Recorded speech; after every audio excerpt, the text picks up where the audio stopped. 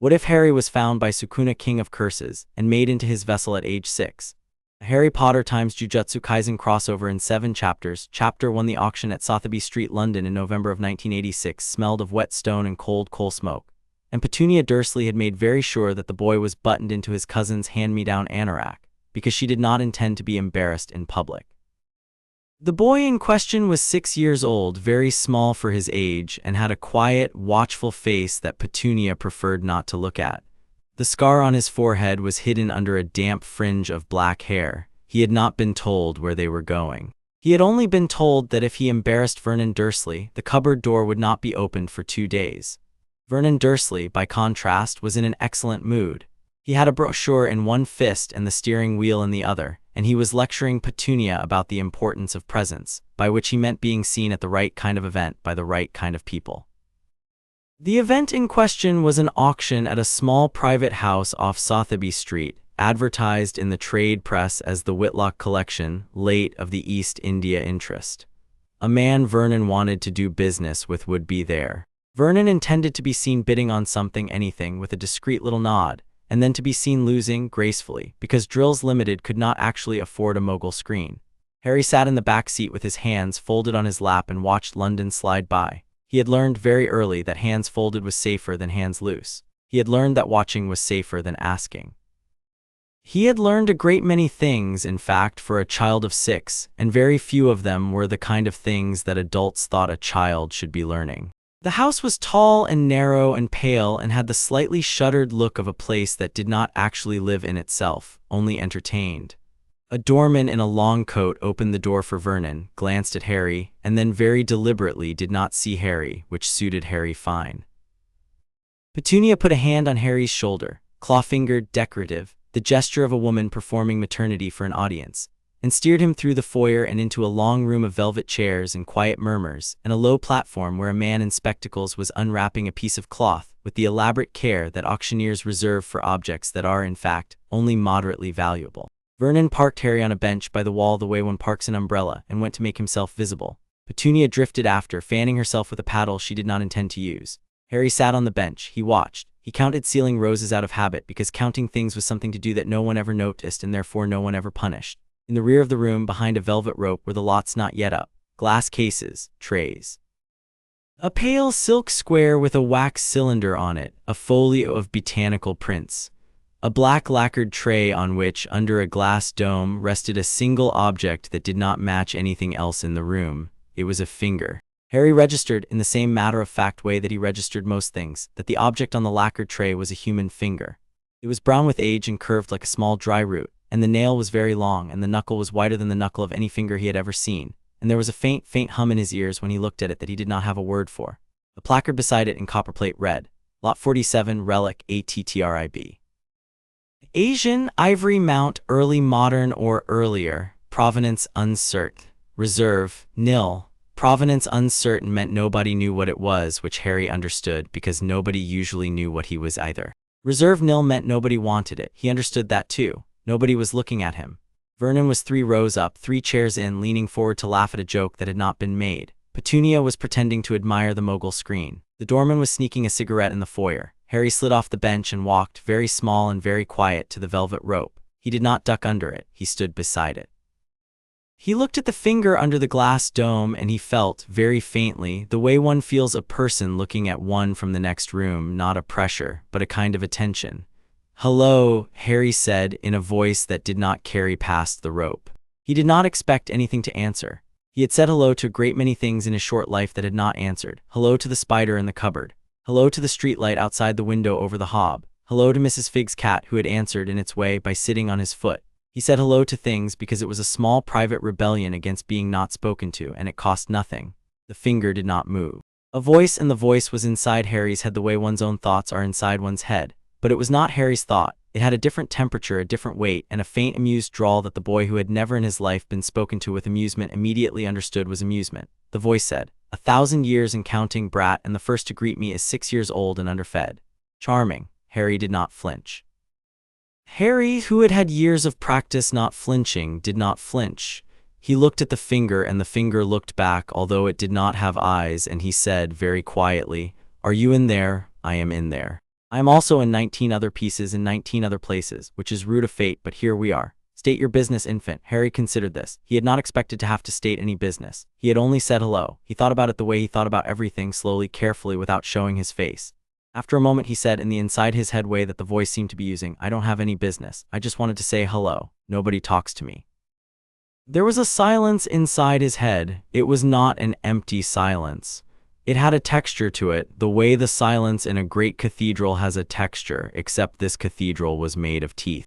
Nobody talks to you, the voice repeated, and the laconic drawl in it had cooled by 1 degree. I see. And you walked across a room full of fat merchants and said hello to a severed finger because nobody talks to you. Astonishing. Yes, said Harry. Boy, look at me. Harry looked at the finger. Truly look. Tell me what you see. Harry looked properly. He had not really known how to look at things until that moment, but the voice in his head had a quality of expectation in it that made him try harder than he had ever tried. He looked at the finger and he saw, all at once, in a way that he did not have language for at 6 years old but would have language for later, that the air around it was bending, not visibly but somehow, and that the dust in the glass dome was not settling in straight lines, and that the wax cylinder on the silk square next to it was vibrating in a frequency that no wax cylinder had any business vibrating in, and that there was, threaded through and around the finger, a presence the color of nothing. The weight of cathedrals, the temperature of a stove 3 rooms away, that, the voice said, is what we call cursed energy. I am, regrettably, made of it. So, as it turns out, are you. Not much of it, a thimble, but a thimble where there ought to be nothing at all, which is interesting. Who are you, child? Harry Potter. Means nothing to me. What does Harry Potter want? It was the first time in Harry's 6 years of life that anyone had asked him what he wanted. Not what he had done wrong, not what he had broken, not where he had been, what he wanted. He stood very still by the velvet rope and the question went through him like a draft through a thin coat. He thought about it. He thought about Dudley's fist. He thought about the cupboard door. He thought about Vernon's voice saying boy. He thought about Mrs. Figg's house and the smell of cabbage. He thought about lying in the dark and counting and counting and counting. I want, he said slowly, picking the words because he had never been allowed to pick words before, to not be small. The voice in his head did not laugh. The voice in his head went very, very still, the way a tiger goes still when something interesting walks past. Say that again, boy, I want to not be small, said the voice. And then, with a slow rolling quality that Harry would later learn was the voice tasting an idea. Listen, brat, I will tell you what I am because you asked, which is more courtesy than I have had in 1,000 years. My name is Sukuna. I was the king of curses. I am technically still the king of curses, which is one of those titles you keep whether you want it or not. I lived once and ate the gods who came for me. I have 4 arms and 2 faces when I am whole, and I have not been whole since a number of jumped-up sorcerers cut me into 20 pieces and stuffed me in lacquered boxes 1,000 years ago. I am bored. I have been bored for a very long time. And you, Harry Potter, are the first interesting thing to happen to me in roughly 9 centuries. Harry absorbed this. He had no idea what most of it meant. He understood bored. He understood interesting. He understood king. Why are you telling me? Because I am about to make you an offer, brat, and offers are sweeter when the seller introduces himself. Listen carefully, because I will not say it twice. Harry, who had spent a great deal of his life listening carefully because not listening carefully got you hit, listened carefully. You have, somewhere in the back of your soul, a flicker of something. I do not know yet what it is. It is small, but it is there, and that is why you can hear me at all when everyone else in this room walks past me like I am a paperweight. With it, I can make a bridge. Touch the glass, child, touch it directly. If you do, I will come into you, not as your master, not as your god. I am too old and too tired to play either of those roles in earnest. As a guest, as a partner, I will live in the back of your skull. I will teach you what I know. I will not take your body without your leave. In exchange, you will not surrender your will to me. That is the bargain. Refuse it, and I will sit here for another 1,000 years, and you will go home with your fat keeper, and someone in this room will eventually buy me for nothing and put me on a shelf, and that will be the end of the most interesting conversation I have had since the Tang dynasty fell. Accept it, and you will not be small, ever, again. Harry stood at the velvet rope. The auctioneer at the front of the room said in a polite professional voice, and we move now to lot 47. A curio, provenance uncertain, reserve as you see is nil. Will anyone start the bidding at £5? £5, ladies and gentlemen, surely. 5, anyone. Nobody bid. The silence had the polite shape of silence in a room that does not want to encourage the auctioneer. Harry, in the back of his mind, where the voice was sitting like a tiger in a long grass, asked one question and one question only. Will you eat me? "No," said Sukuna. "Will you hurt me? Not by my own hand. The world will. I do not promise to stop the world. I promise to teach you to stop it yourself." "Will the Dursleys go away?" There was a pause. Then the voice, faintly amused, faintly cold, "The Dursleys, my host-to-be, will become irrelevant by next Sunday afternoon. I give you my word as the King of Curses, which is a word I have not given lightly in 1,000 years." The auctioneer said, "Going for the asking price. Going, last call. Will anyone know? Very well, withdrawn. We move on to lot 48. The attendant began with a brisk, impatient movement to wheel the trolley back toward the velvet rope, to take lot 47 back into the rear vaults to be packed away, perhaps for a later catalogue, perhaps for nothing. Harry's hand was very small and very cold, and it did not shake. He reached over the rope. Petunia on the far side of the room had glanced back at the bench. Her face went through 3 distinct expressions in 2 seconds. The first was, "Where is the boy?" The second was, "Oh dear God, what is the boy doing?" The third was Vernon. She turned to find Vernon, with the kind of urgency that the wife of a Drill's limited executive only deploys when the boy is about to embarrass her in front of money. Harry's fingertip touched the glass dome. The glass was cold. The finger inside the dome twitched only once, like a sleeping cat shifting in a dream, and the boy felt with no other word for it, a hand close around his soul. Not a violent hand, a precise hand. A hand that had measured many souls in its time and knew exactly how much pressure to apply to keep one from breaking. Cursed energy poured in. It was, in the first instant, simply warm. It was the warmth of a hot bath after a cold day, the warmth of a body climbing into a body that has never been warm enough. It was the warmth of the inside of a fireplace as seen from the cold of a cupboard under the stairs. It was the warmth of being told you are not small. In the second instant, it was teeth. Not pain, recognition. Harry, 6 years old, on the wrong side of a velvet rope at an auction house off Sotheby Street, understood in a single shuddering instant that there had been in him all his life a small dim flame of something he had not had a word for. Magic. He did not know that word yet either. He only knew that it had been a coal, and now there was a hand cupping the coal and breathing on it, and the coal was waking up. In the third instant, in the small private chamber of his mind, behind his eyes, with a kind of slow, contented luxury, a presence sat down. "Ah," said Sukuna in Harry's head, "the way a man settles into a chair he has been standing beside for 1,000 years. That is better." Harry took his hand off the glass dome. The finger inside the dome was very faintly beginning to crumble, dust, as if the relic, having served its purpose as a vessel, was politely retiring. By the time the attendant in his white gloves picked up the dome and turned, frowning, to examine the contents, there would be a smear of gray powder on the silk and a faint smell of cold incense and nothing else. Petunia arrived at Harry's elbow, hissing, "What are you doing? Get away from there. Vernon will have your head, Vernon will. Oh, you wretched, wretched, wretched boy." She seized his wrist. Harry, 6 years old, very small, looked up at his aunt's pinched face. Fluorescent light caught the white of her knuckles where she gripped him. He had by reflex let his face go blank because a blank face was safer. But behind the blank face there was a voice, an arrogant, amused, weary, ancient, laconic voice saying, "Boy, listen to me. Listen carefully. Do not do anything yet. Do not show her anything yet. We have months. We have years. We are going to be very, very patient. You and I, patience is a sorcerer's first art. Smile at the woman, apologize, be small. Be small for 1 more week. After that, you will not be small again as long as I am in your soul, which, on present trends, is forever." Harry made his face into the small, frightened face the Dursleys preferred and said in his thin, small voice, "I'm sorry, Aunt Petunia, I just wanted to see." Petunia hauled him bodily back to the bench, hissed something about waiting in the car, and went to collect Vernon. Harry sat. He folded his hands. He looked at his shoes. Inside the small private chamber of his mind, behind his eyes, the King of Curses lay down with the air of a traveler who has finally found an inn and said, drowsily, with great satisfaction, 1,000 years and counting, brat, and the first to greet me is 6 years old and underfed. Charming. You said that already, Harry observed. So I did, forgive me. I am, you understand, in something of a good mood. The auctioneer in his spectacles was already moving on. Lot 48, a mogul screen. Vernon Dursley, swelling with his own importance, raised the paddle and was, by all the proper signals, going to be seen. Nobody in the room of velvet chairs noticed that the finger under the dome had quietly turned to dust.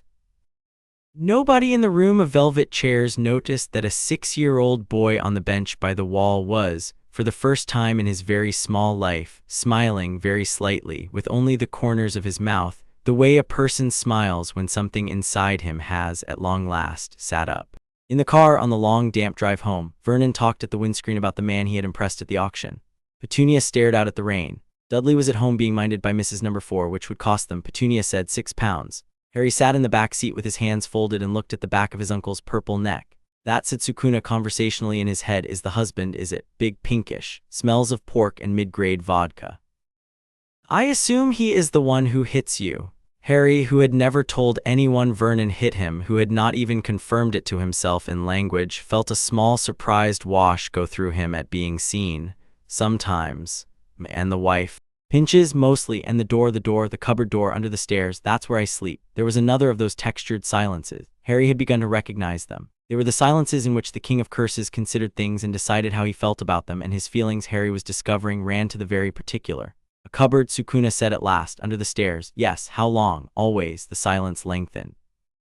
Outside the car, London thinned into the suburban edges of Surrey. The rain quickened. Harry Potter, said Sukuna, in a tone of voice that was no longer drawling and no longer amused and no longer laconic, but simply terribly clear. We are going to do something about that.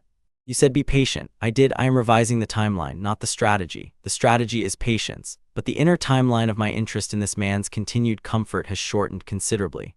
Are you listening, boy? Yes. Good. Then I am going to explain to you while we drive what cursed energy is, what a cursed technique is, what I am going to teach you, and what we will do if a hand is ever raised against you again in that house, which it will be, because such hands do not stop being raised by themselves.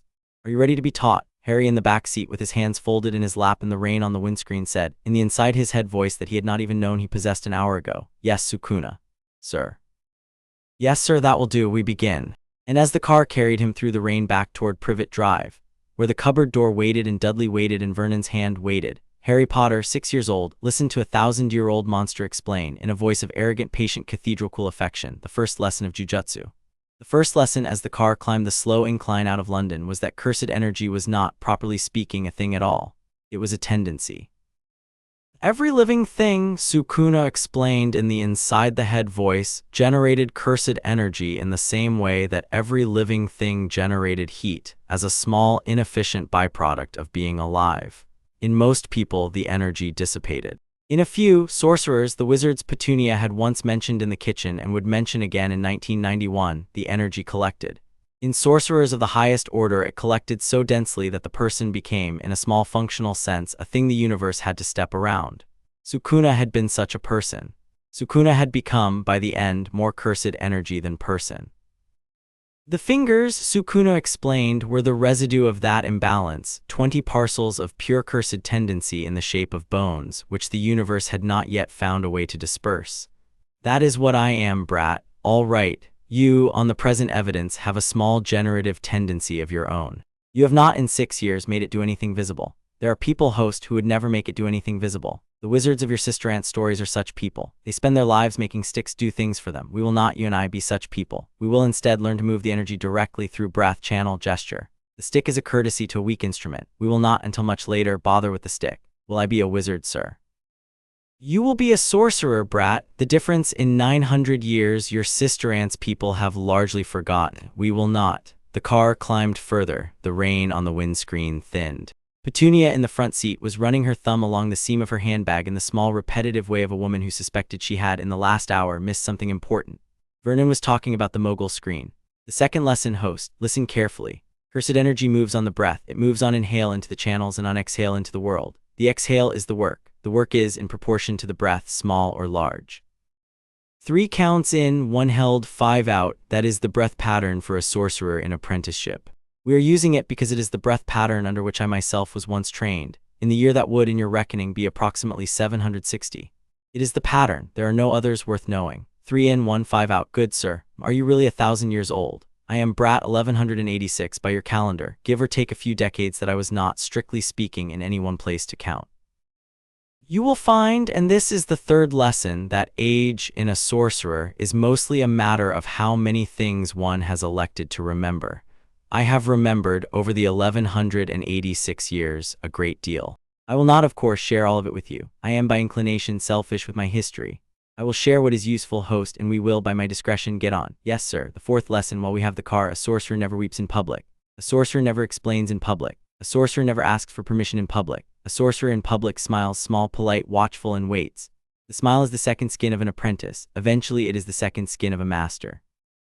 You will not, in this car, begin to weep at what is in your head. You will not, in this car, begin to laugh at what is in your head. You will sit with your hands folded and you will breathe and you will listen. And when we arrive at Privet Drive, you will go to the cupboard as you always do, and you will close the cupboard door from the inside, and you will sit on the cot, and you will be by every visible sign the boy who was this morning dragged to an auction. We are clear? Yes, sir. Good. The car came down off the motorway at the little winging junction. The rain stopped. Privet Drive, when the car turned into it, was, by the conventional standards of Privet Drive, in immaculate order: the magnolia paintwork, the trimmed hedges, the square front lawns. The clouds had begun to clear, and a small pale sun in the west was setting over the suburbs in the slow, patient courtyard fashion of an English winter evening.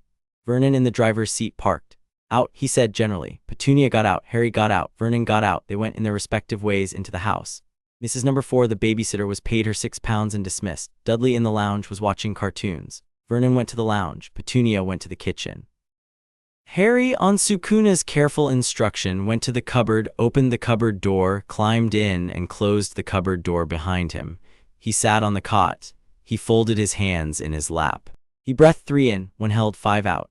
In the small private chamber of his mind, which Sukuna had not yet on this first evening taught him to construct properly, but which already had in its small inchoate way a shape, the King of Curses sat down on the floor of a space that was, for the first night, very small and very dim, and looked at his host with all of his eyes.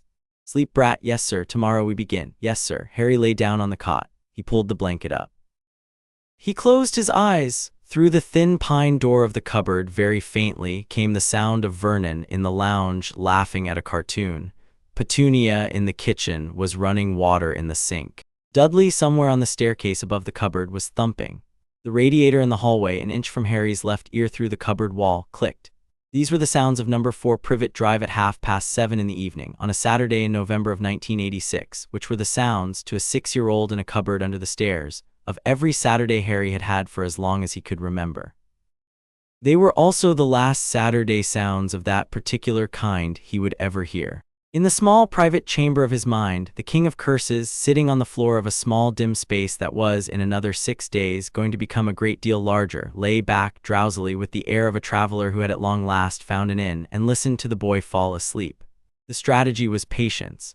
The strategy was always patience, until it wasn't. Chapter 2. The last time Vernon Dursley touched the boy. No. 4 Privet Drive was a house designed by a man who believed in symmetry the way other men believe in God, and who had run out of imagination 2 streets before he got to it. It had a square of lawn, a square of door, a square of letterbox, and 4 square windows facing the road. Inside, the squareness continued. There was a square of carpet in the lounge and a square of linoleum in the kitchen, and on the wall of the hallway there was a square of photographs in which Dudley Dursley appeared at progressively larger sizes, never alone. Sometimes Petunia was in the photograph, sometimes Vernon, sometimes a balloon. There was in the entire square of photographs no Harry. Under the staircase that led up to the bedrooms there was a small triangular space, and inside the small triangular space there was a cot, and on the cot there was a blanket, and on the blanket, after the long damp drive home from London, there sat a 6-year-old boy with his hands folded in his lap and a 1,000-year-old curse in the back of his skull. "Show me the cupboard," Sukuna said. Harry, who had been sitting in the dark for several minutes without thinking anything in particular, blinked. "You can see it. You can see what I see. I can. I want you to see it, boy. Look at it the way I want you to look at it. Look at the door and the lock on the outside of the door and the gap at the bottom of the door and tell me what you see." Harry looked. The cupboard door was just a cupboard door. It was painted the same magnolia as everything else in the hallway. There was a small brass bolt fitted to the outside at adult shoulder height, which slid into a small brass eye fitted to the door frame. The bolt was new, newer than the door anyway, and brighter. Vernon had fitted it the previous summer after Harry, eating breakfast, had somehow caused Aunt Petunia's hideous brooch to lift off her cardigan and float, briefly, at chin level, before clattering into the marmalade. "I see a bolt," Harry said. "Yes.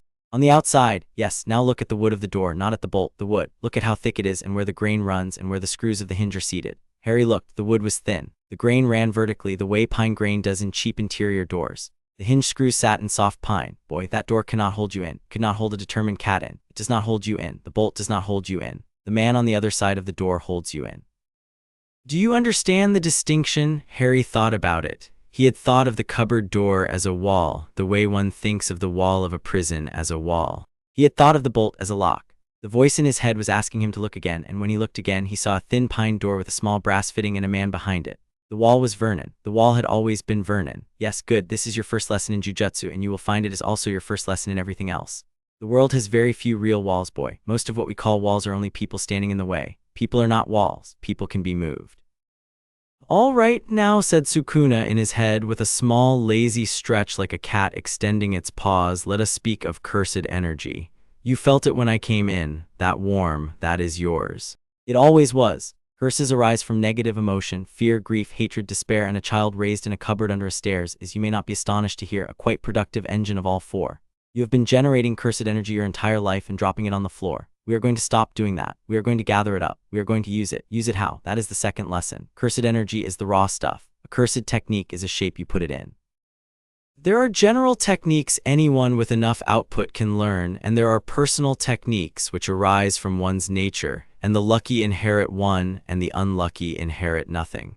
I am, as it happens, not the lucky kind. I am the inevitable kind. I have two techniques that are mine and mine alone, and you, by my grace, will learn them both.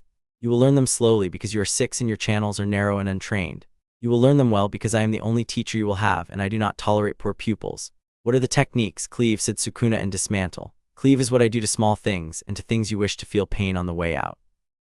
Dismantle is what I do to large things or things in formation, or things you wish to remove with such efficiency that they were, by the time you finished the gesture, never really there. Both are slashing techniques, both are projected, both used properly do not require you to be within arm's reach. Both will be wasted on you for some years because cursed energy is breath and you have the breath of a sparrow. Patience, patience, all right, and patience, my host, is what we have. Tonight you will sleep, tomorrow we will begin. I will explain what to do with your breath, with your channels, with your stance, with the small private chamber of your mind. You will learn the shape of cursed energy the way a boy learns the shape of his own hand, by holding it, by clenching it, by watching it move. In a year you will have output. In 2 you will have control. In 4 you will be a creature this house has never seen and is not prepared for. Until then we are patient. We do not show our hand. We do not let the bolt on the outside become a deadbolt. We do not let the man behind it grow afraid of us because a frightened wall is harder to walk through than a complacent one. We let him think he still has us. Yes, yes, sir. Good boy, boy, not the Dursleys' boy, which was a word for not having a name. This boy came warm, came with a pat. Harry, who had not been patted in his life, felt the inside of his chest do something strange, something he did not have a name for, and made his face very blank to keep the strangeness from showing. In the kitchen, a door slammed. Vernon was back from the front step with the evening paper. The next morning, Petunia opened the cupboard door at 6:15 and said, "Out, cooking." Harry climbed out. He stood in the kitchen at the counter Petunia indicated and broke eggs into the bowl Petunia indicated and stirred them with the fork Petunia indicated. The radio behind him played the test match scores.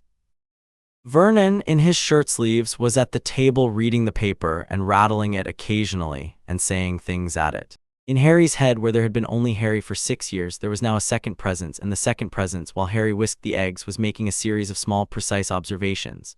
Slow your breathing. Harry slowed his breathing. Slower, 3 counts in, hold 1, 5 counts out. That is the pattern, always that pattern. From now until the day you die, we breathe like that. Harry breathed 3 in, 1 held, 5 out. The egg whisking continued. Petunia, at the counter beside him, was buttering toast and did not notice anything. The breathing matters because cursed energy is moved on the breath, the way fire is moved on the air. We will not work with it today. We will only condition the channels. 3 in, 1 held, 5 out, even when you sleep. Eventually it will be unconscious. By then your channels will be open. We are talking about months, boy, not days. Yes, sir, now look at the woman. Harry, without turning his head, slid his eyes sideways. Petunia in her quilted dressing gown was scraping toast. Tell me what color her cursed energy is. She doesn't have any. She does, boy. Everyone does. It is a thing all living things ooze. Most do not have enough to do anything with, but everyone has it. Look the way you looked at me in the dome. Soft eyes, soft. Harry softened his eyes. The kitchen blurred at its edges. Petunia in her dressing gown had around her a faint colorless mist that was less a color and more an absence of color. It moved when she moved. It pulsed when she scraped. Gray, Harry said in his head. Sort of gray, sort of nothing. Yes, average, civilian, negligible output. Her hate of you is sour, but it is not productive. Now the husband. Harry slid his eyes over to Vernon. Vernon, in his shirt sleeves, had around him a thicker, lumpier, redder mist, the color of bad sausage in a butcher's window. It pulsed when he laughed at the paper. It pulsed harder when Petunia poured him tea. Red, Harry said. Lumpy. He is angry, not at this moment, habitually. He moves around with the cursed output of a slow-burning man. Not enough to do anything you understand. He could not light a candle with it. But there is a great deal of it by the standards of his kind, useful information. You will learn, brat, that the world is full of people who are leaking. Most do not know it, most never will. We pay attention, we catalog. Now finish the eggs, smile when the woman tells you to set the table, and do not let either of them see what you are about. Patience. Harry finished the eggs. He smiled, very small, when Petunia told him to set the table. He set the table. He did not eat at it. He had been told the previous evening, as a punishment for the auction house infraction, that he would have toast in the kitchen after the family was finished.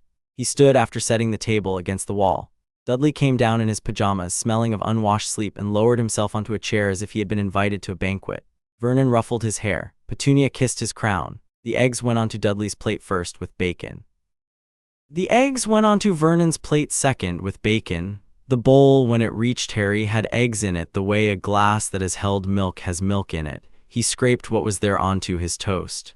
Sukuna, Harry asked in his head. Why are they like this? Because the world is mostly cruel, brat, and unsorted, and the cruel cluster in pockets. Eat, breathe. We are not yet at the point where the question matters. We are at the point where the breathing matters. Harry ate. Harry breathed 3 in, 1 held, 5 out. Petunia, having finished her tea, said, Hurry up, there's washing.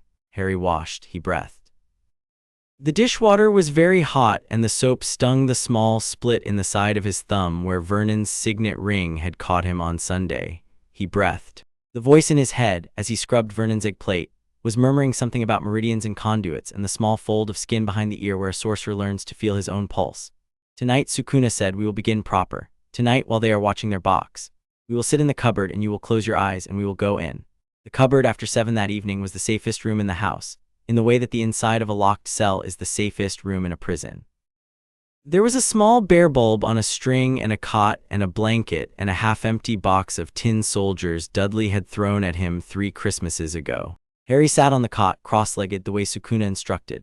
The voice in his head said, Close your eyes. Harry closed his eyes. 3 in, 1, 5 out, 3 in, 1, 5 out. Good. Now in the small private chamber of your mind where I sit, picture a room. Make it the room you would most like to sit in, any room, I do not care. Harry pictured Mrs. Figg's parlor because it was the only room he had ever been in that was not someone shouting at him. Floral chairs, cat hair, the smell of cabbage. A window with afternoon light coming through it. He sat himself in one of Mrs. Figg's chairs. Cabbage, charming, now look across from yourself. There is another chair, I am in it. Harry looked. Across from him in Mrs. Figg's parlor there was a man. He was very tall, even sitting. He had 4 arms folded over each other and 2 faces, one on the back of his skull and one in the front, and the front face was inked and tattooed with dark lines that ran down his cheeks and over his jaw and down the corded length of his throat. He was naked to the waist, and the same lines ran across his chest and his stomach in patterns that did not entirely repeat themselves. Harry registered with a 6-year-old's calm acceptance, monstrous. He was also smiling very faintly at the corners of his mouth, the way Harry was learning to smile. Hello, brat, hello, sir. Welcome to the chamber. This is where we will speak properly when we have time and quiet for it. Out there in the world I will use only the inside voice, very small, because most of the work of being a sorcerer is being unseen. And here in this chamber we can speak as we like. Yes, sir. Now, there is one thing I have to do before I begin teaching, and it is, I should warn you, going to be unpleasant. Look at your own hands, boy. Harry in the chamber looked down at his hands.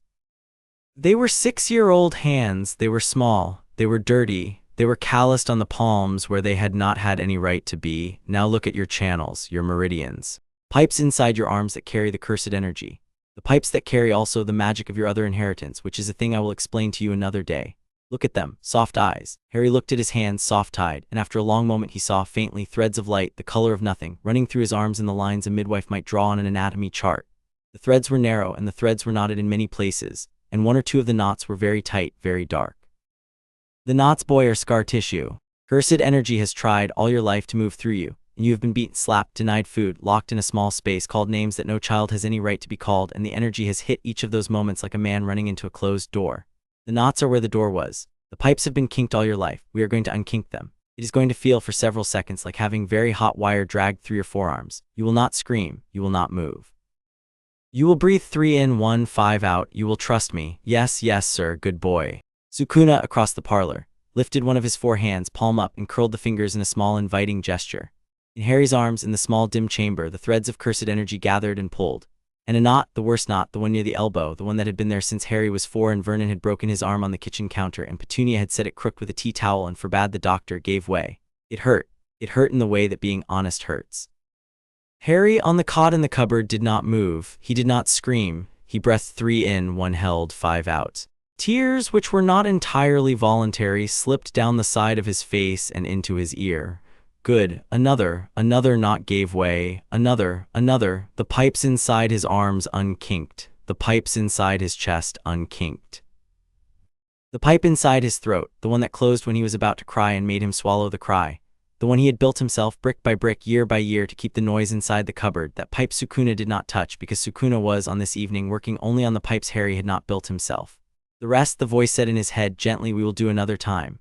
The rest are yours, you built them, you will choose when they come down. I have done what I can do, host. Sleep now, your channels are open. Your output by morning will be perhaps 4 times what it was yesterday, which is still nothing by the standard of a sorcerer, but is something by the standard of a starved child in a cupboard. We begin. Harry, with tears drying on the side of his face and his arms feeling for the first time in years hollow and warm and clear, slept.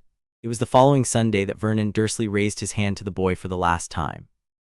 The pretext was small, the way the pretexts always were. Dudley had broken a vase. Dudley had been seen by Petunia to break the vase. Vase, Petunia announced over Sunday lunch, had been broken by Harry. Vernon, who had been waiting since the auction house incident for an excuse to remind the boy of his place, set down his fork. Cupboard, Vernon said. Harry, breathing 3 in 1 held 5 out, set down his own fork. He had been allowed to sit at the table on Sundays since he had turned 6, on the strict condition that he was invisible, and slid off his chair. He had been in the cupboard on and off for most of a week. The cupboard did not frighten him. The walk through the kitchen frightened him in the way a hospital corridor frightens a man, in that he knew what was at the end. Vernon came after him. Vernon's hand closed around the back of his neck, the way Vernon's hand had closed around the back of his neck many times. The hand was hot and damp, and the signet ring was cold against the small bony bump under his hair. In Harry's mind, the voice of Sukuna, quiet, conversational, faintly amused. Now, brat, listen. I told the woman in the velvet chair room that the Dursleys would be irrelevant by next Sunday. This is next Sunday. Are you ready to begin a new chapter of your life? Yes, sir. Good, then this is your first cursed technique, and because it is your first, we will not use dismantle. Dismantle is too big and too noisy, and the neighbors have ears. We will use cleave, and we will use it minimally, and we will use it precisely, and we will use it on the hand. Only the hand, not the man. The man we will leave alive, because dead men are noticed and unpleasant living men are merely complained about. Do you understand? Yes, sir. Good. Stop walking. Turn around. Look at him. Harry stopped at the foot of the stairs. He turned. He looked up at Vernon Dursley, who was 3 times his height and 4 times his width and had an exquisitely manicured purple face. What, said Vernon, do you think you're doing, boy? Look at his hand, Harry. Soft eyes. The hand that gripped you. Find it. Harry softened his eyes. Vernon's hand, the one that had gripped him, was raised now, palm flat, fingers slightly curled, drawn back. The red, lumpy, cursed energy mist around Vernon was thickest there, around the hand, around the meat of the palm. Now gather 3 in, hold 1 on the out-breath, push the energy down your arm into your right palm, make it small, make it a coin. Make it a coin you could pinch between 2 fingers, yes, like that, tight, cold. Harry gathered. He felt the cursed energy come down his arm the way water comes down a clean pipe for the first time ever, and the sensation was strange and clear and not quite painful and not quite cold. In his right hand a coin of black-on-black light gathered. Now lift the hand, not as if you mean to strike, as if you mean to point. 1 finger. Harry lifted his right hand. He extended his index finger. He looked along the line of the finger at the center of Vernon's purple palm. His own hand did not shake. Vernon, in the half-second this took, registered in some small, unused chamber of his mind that the boy was doing something. The boy was looking at him. The boy, with no fear in him, with no please please uncle in him, with no Aunt Petunia tell him in him, was looking at him. Vernon's mouth opened to bellow, which was his way of restoring order in any situation in which order had become unclear. Cleave, said Sukuna in Harry's head almost gently. Harry, in his small voice almost without sound, said it too. Cleave. What happened to Vernon Dursley's right hand was not visible. There was a sound, very faint, like the sound of a butcher's knife meeting a board through a wet cloth. There was a flicker, only a flicker, of black-on-black light in the air between Harry's finger and Vernon's palm. And then Vernon Dursley's right hand, which had a moment ago been a single thing, was 4 things, separated along the lines of slant cuts that ran from the knuckle of the index finger to the base of the thumb, from the second knuckle to the meat of the heel, from the third knuckle clean through to the wrist. The hand fell to pieces. The pieces fell to the parquet of the hallway floor. They lay there very pink, very still, in something like neat geometric arrangement, the way cut fruit lies on a plate. Vernon Dursley did not scream immediately. He was a man unaccustomed to surprise. He looked at the wrist where the hand had been. The wrist was not bleeding, because Harry would understand later. Sukuna had taken care to lay the cleave in such a way that the smaller cursed cuts had sealed the larger vessels as they went. The wrist looked almost neat. It looked almost surgical. It looked almost like the work of a butcher who took pride in his profession. Then Vernon began to scream. He screamed the way a man screams who has discovered for the first time in his life that the world is not, after all, the shape he thought it was. He screamed the way a wall screams when it discovers it is only a man. Petunia came running from the dining room. She got as far as the hallway and saw the pieces of her husband's hand on the parquet, and her face did 3 things in 2 seconds. The first was what? The second was oh. The third was the boy. She looked at Harry. Harry stood at the foot of the stairs, his right hand still raised, finger extended. He was breathing 3 in, 1 held, 5 out. His face was very calm. His eyes were on Vernon's wrist with a kind of professional attention that Petunia had never in her life seen on the face of a 6-year-old. Behind his eyes, somewhere in the small private chamber, a 1,000-year-old monster was laughing, not the loud, rude laugh of a victor, but the small private laugh of a craftsman who has watched his apprentice's first true cut and is pleased. Beautifully done, my host. Clean, quiet, surgical. I could not have asked for better. He will live. He will not have a hand. He will, more importantly, not have a hand on you. Yes, sir, now heal him, heal him. Reverse cursed technique, brat. You do not have it yet, and we will not learn it for years, but I have it, and I am going to share it through your hand, because if the man bleeds out on his parquet, the woman will tell the police, and a sorceress incident will become an ordinary one, and we do not want that. Watch. Harry's right hand, the one with the extended finger, moved on its own just a fraction. Above Vernon's wrist in the air, a small light, not black but warm, like the warm of the bath after the cold day, kindled and settled itself on the wound. The wrist, which had been pink, became by faint degrees pinker, but in the right way, in the closed way, in the way of a wound that had been treated by a competent man with hot iron and good cloth. The vessel sealed. The skin grew over. By the time Petunia screamed at last, Petunia took longer to scream than Vernon, because Petunia knew that screaming was a kind of acknowledgement of disorder. The stump where Vernon's right hand had been was sealed and pink and clean and very, very final. Petunia screamed. Dudley in the dining room screamed. Vernon, half-conscious now, slumped against the wall and slid to the carpet. Harry put his hand down. He looked at his aunt. He looked at his uncle. He looked at the pieces on the parquet, which were already beginning, faintly, to come apart at the edges into a fine gray ash. Sukuna, the king of curses, never left his cuts unattended for long. By morning, there would be nothing. By morning, there would be only a husband who had lost a hand in what the doctors would later, vaguely, call a probable industrial accident, and a wife who had been told at length by a thin, small, clear-eyed boy what would happen if she ever again opened the cupboard door without his permission. Harry, in his small, steady voice, said, "Aunt Petunia." Petunia, against the wall, with her hand over her mouth, made a noise. "I will be living in the 2nd bedroom from tonight, the one with Dudley's broken toys. Dudley can move them or leave them, I don't care, but I will be sleeping there. I will be eating at the table. I will not be doing the washing. You will be doing the washing. Uncle Vernon will not be hitting me again, because if he does, I will take the other hand and then a foot and so on, and you understand from the speed of this that I can do it whenever I like. Do you understand?" Petunia, against the wall, made another noise. It was the kind of noise that is a yes when it is the only noise a throat can produce. "Good," said Harry, who had never said the word good in that tone in his life, and who had learned the tone in the last 6 days from a 1,000-year-old voice in the back of his skull. He turned. He went to the cupboard. He took out the blanket and the box of tin soldiers. He carried them in his 2 small thin arms up the stairs, past his uncle's slumped body into the 2nd bedroom, where in the corner Dudley's broken toys lay in their broken heaps. He set the blanket on the floor. He sat down on it. He folded his hands in his lap. He breathed 3 in, 1 held, 5 out. In the small private chamber of his mind, the king of curses, who had been sitting in the floral chair at Mrs. Figg's parlor, stood up, walked to the window of the chamber and looked out at what Harry could not see because the chamber was Harry's and the window of the chamber was a thing that opened onto whatever Sukuna chose to look at. The king of curses, with his back to Harry, said only, "You did not surrender your will. No, sir, even in the moment of the cut, you were not me. You were doing the technique I had given you, but the choice to do it only to the hand, to spare the man, that was yours. Yes, sir." "I am," said Sukuna with what was, for him in those days, an almost imperceptible warmth, not displeased. Downstairs, Petunia Dursley was on the telephone to the emergency services and was constructing in fragmented gasps the story of an unspecified household accident, into which the words boy and no, he had nothing to do with it, and please come quickly fell in approximately the right order. Harry Potter, 6 years old, the host of the King of Curses, sat on a blanket in a room with broken toys and looked at his hands, which were very small and which were no longer kinked and which had, this afternoon, performed their first cleave. "Now," said Sukuna in his head, conversationally settling back into the floral chair, "we begin in earnest. 3 in, 1 5 out, 3 in, 1 5 out." Outside, very faintly, an ambulance siren rose. Inside, in the small private chamber of his mind behind his eyes, the King of Curses lit slowly, a cigarette he did not need, and exhaled smoke into a parlor that was not, after all, Mrs. Figg's anymore. It was theirs. Chapter 3: The 4 Quiet Years. The 4 years between Vernon Dursley's hand and the owl on the windowsill at number 4 Privet Drive were, in the eyes of the neighbors, a marked improvement in the behavior of the Potter boy. He was, after the unfortunate accident with Mr. Dursley's right hand, no longer to be seen in the front garden in his cousin's hand-me-down anorak. He was, instead, occasionally to be seen in the front garden in clothes that fit. He was not to be seen tearing about with Dudley's gang. He was not to be heard at all. He went to school. He returned from school.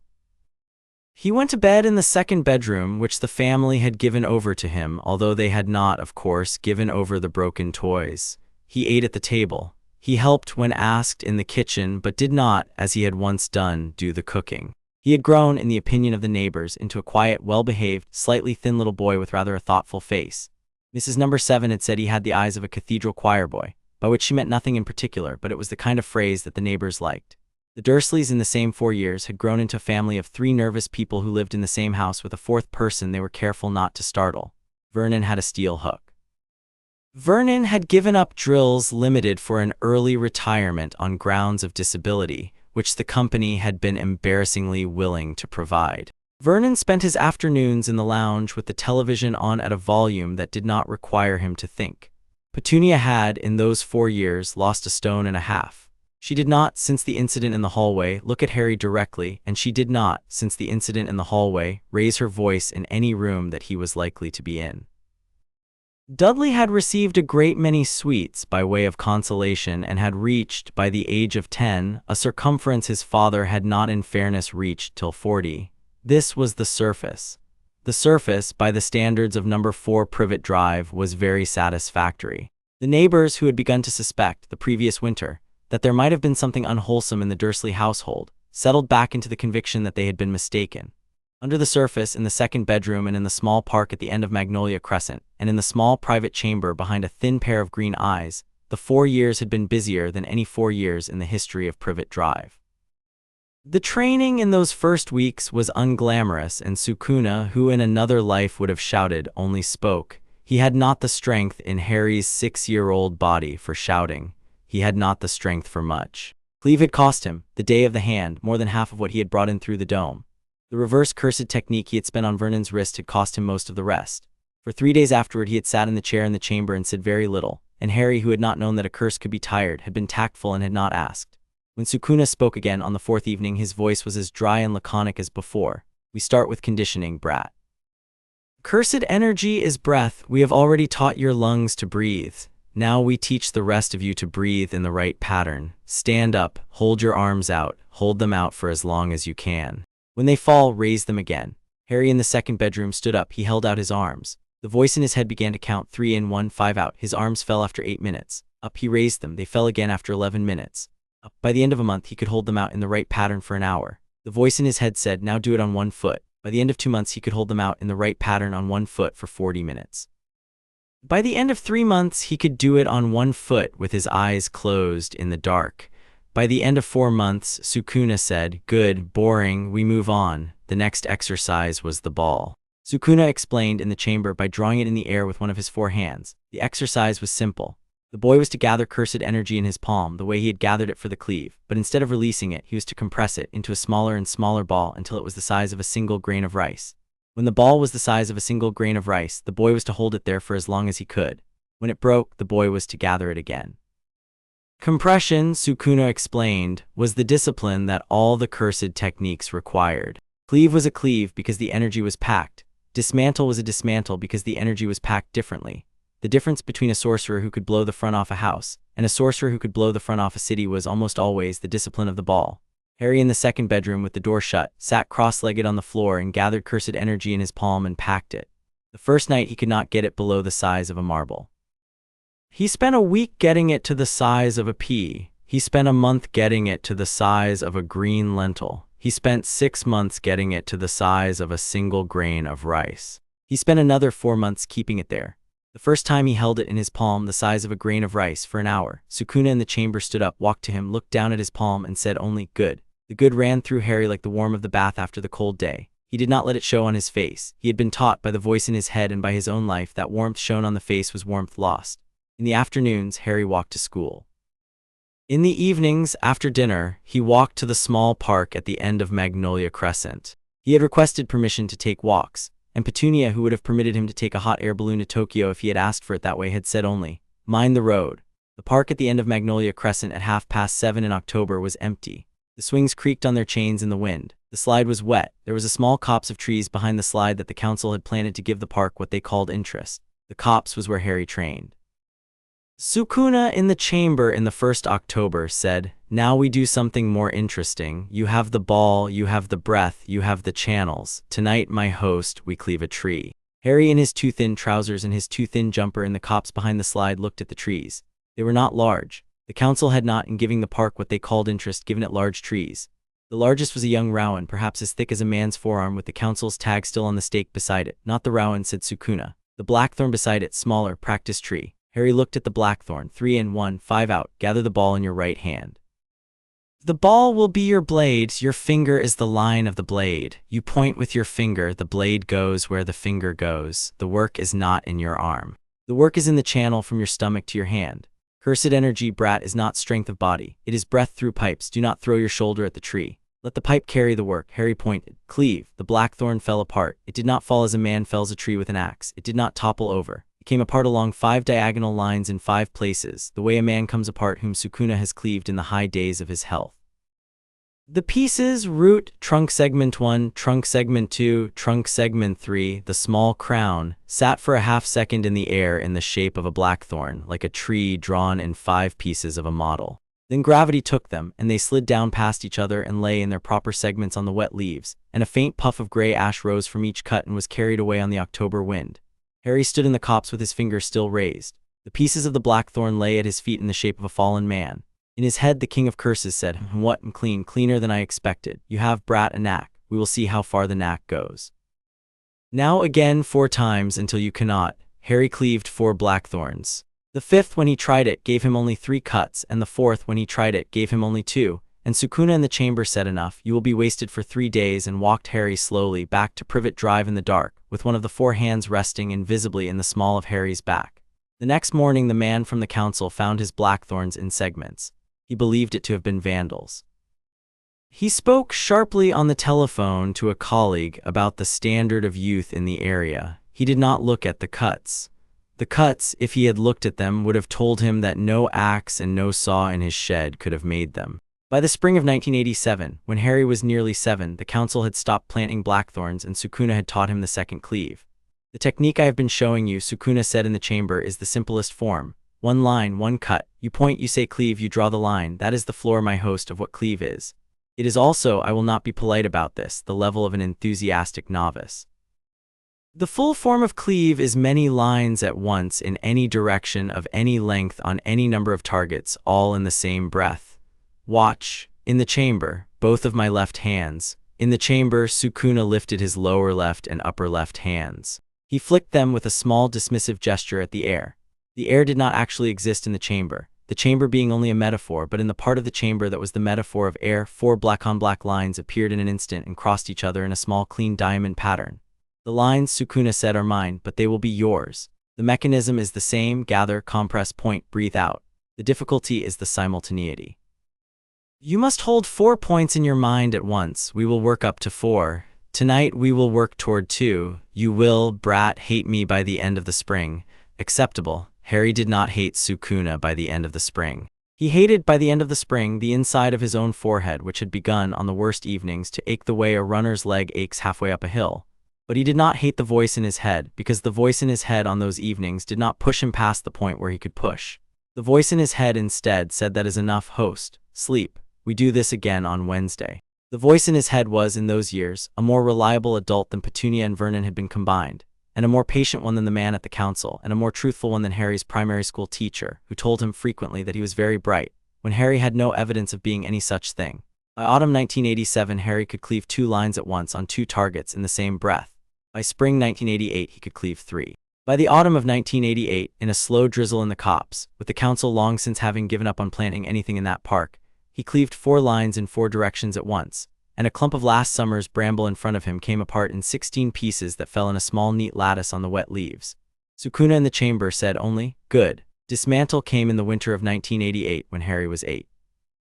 Cleave, Sukuna said in the chamber on the first night that the snow fell, is for small things and for cruelty. Dismantle is for large things and for efficiency. Cleave hurts. Dismantle, as far as I can determine, does not, although you would have to ask the targets, and very few of mine have lived to be asked.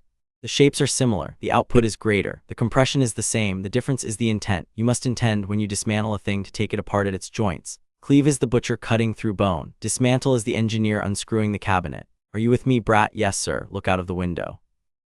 Harry, in the second bedroom, looked out of the window. The garden of number 4 Privet Drive was small and square, and at the back of it stood a shed, which Vernon in his pre-Sunday days had occupied at weekends, and which now stood unused, the door padlocked, the windows cobwebbed. It was, by garden shed standards, a substantial structure, tongue and groove, slate roof, brick base. The hook of Vernon Dursley would not be lifting it in this life. The shed, Sukuna said. The shed, yes. We will not, of course, drop the shed in your back garden.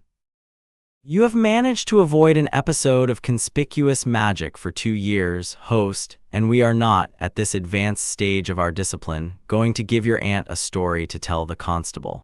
But you will, in your mind, project the technique at the shed. You will see the lines the way I see them. You will not this time release the energy. You will only see the lines. You will understand where you would cut. Do you understand the distinction between throwing a thing and seeing how to throw it? Yes, sir. Then look at the shed, brat, and tell me where to cut. Harry looked. He softened his eyes.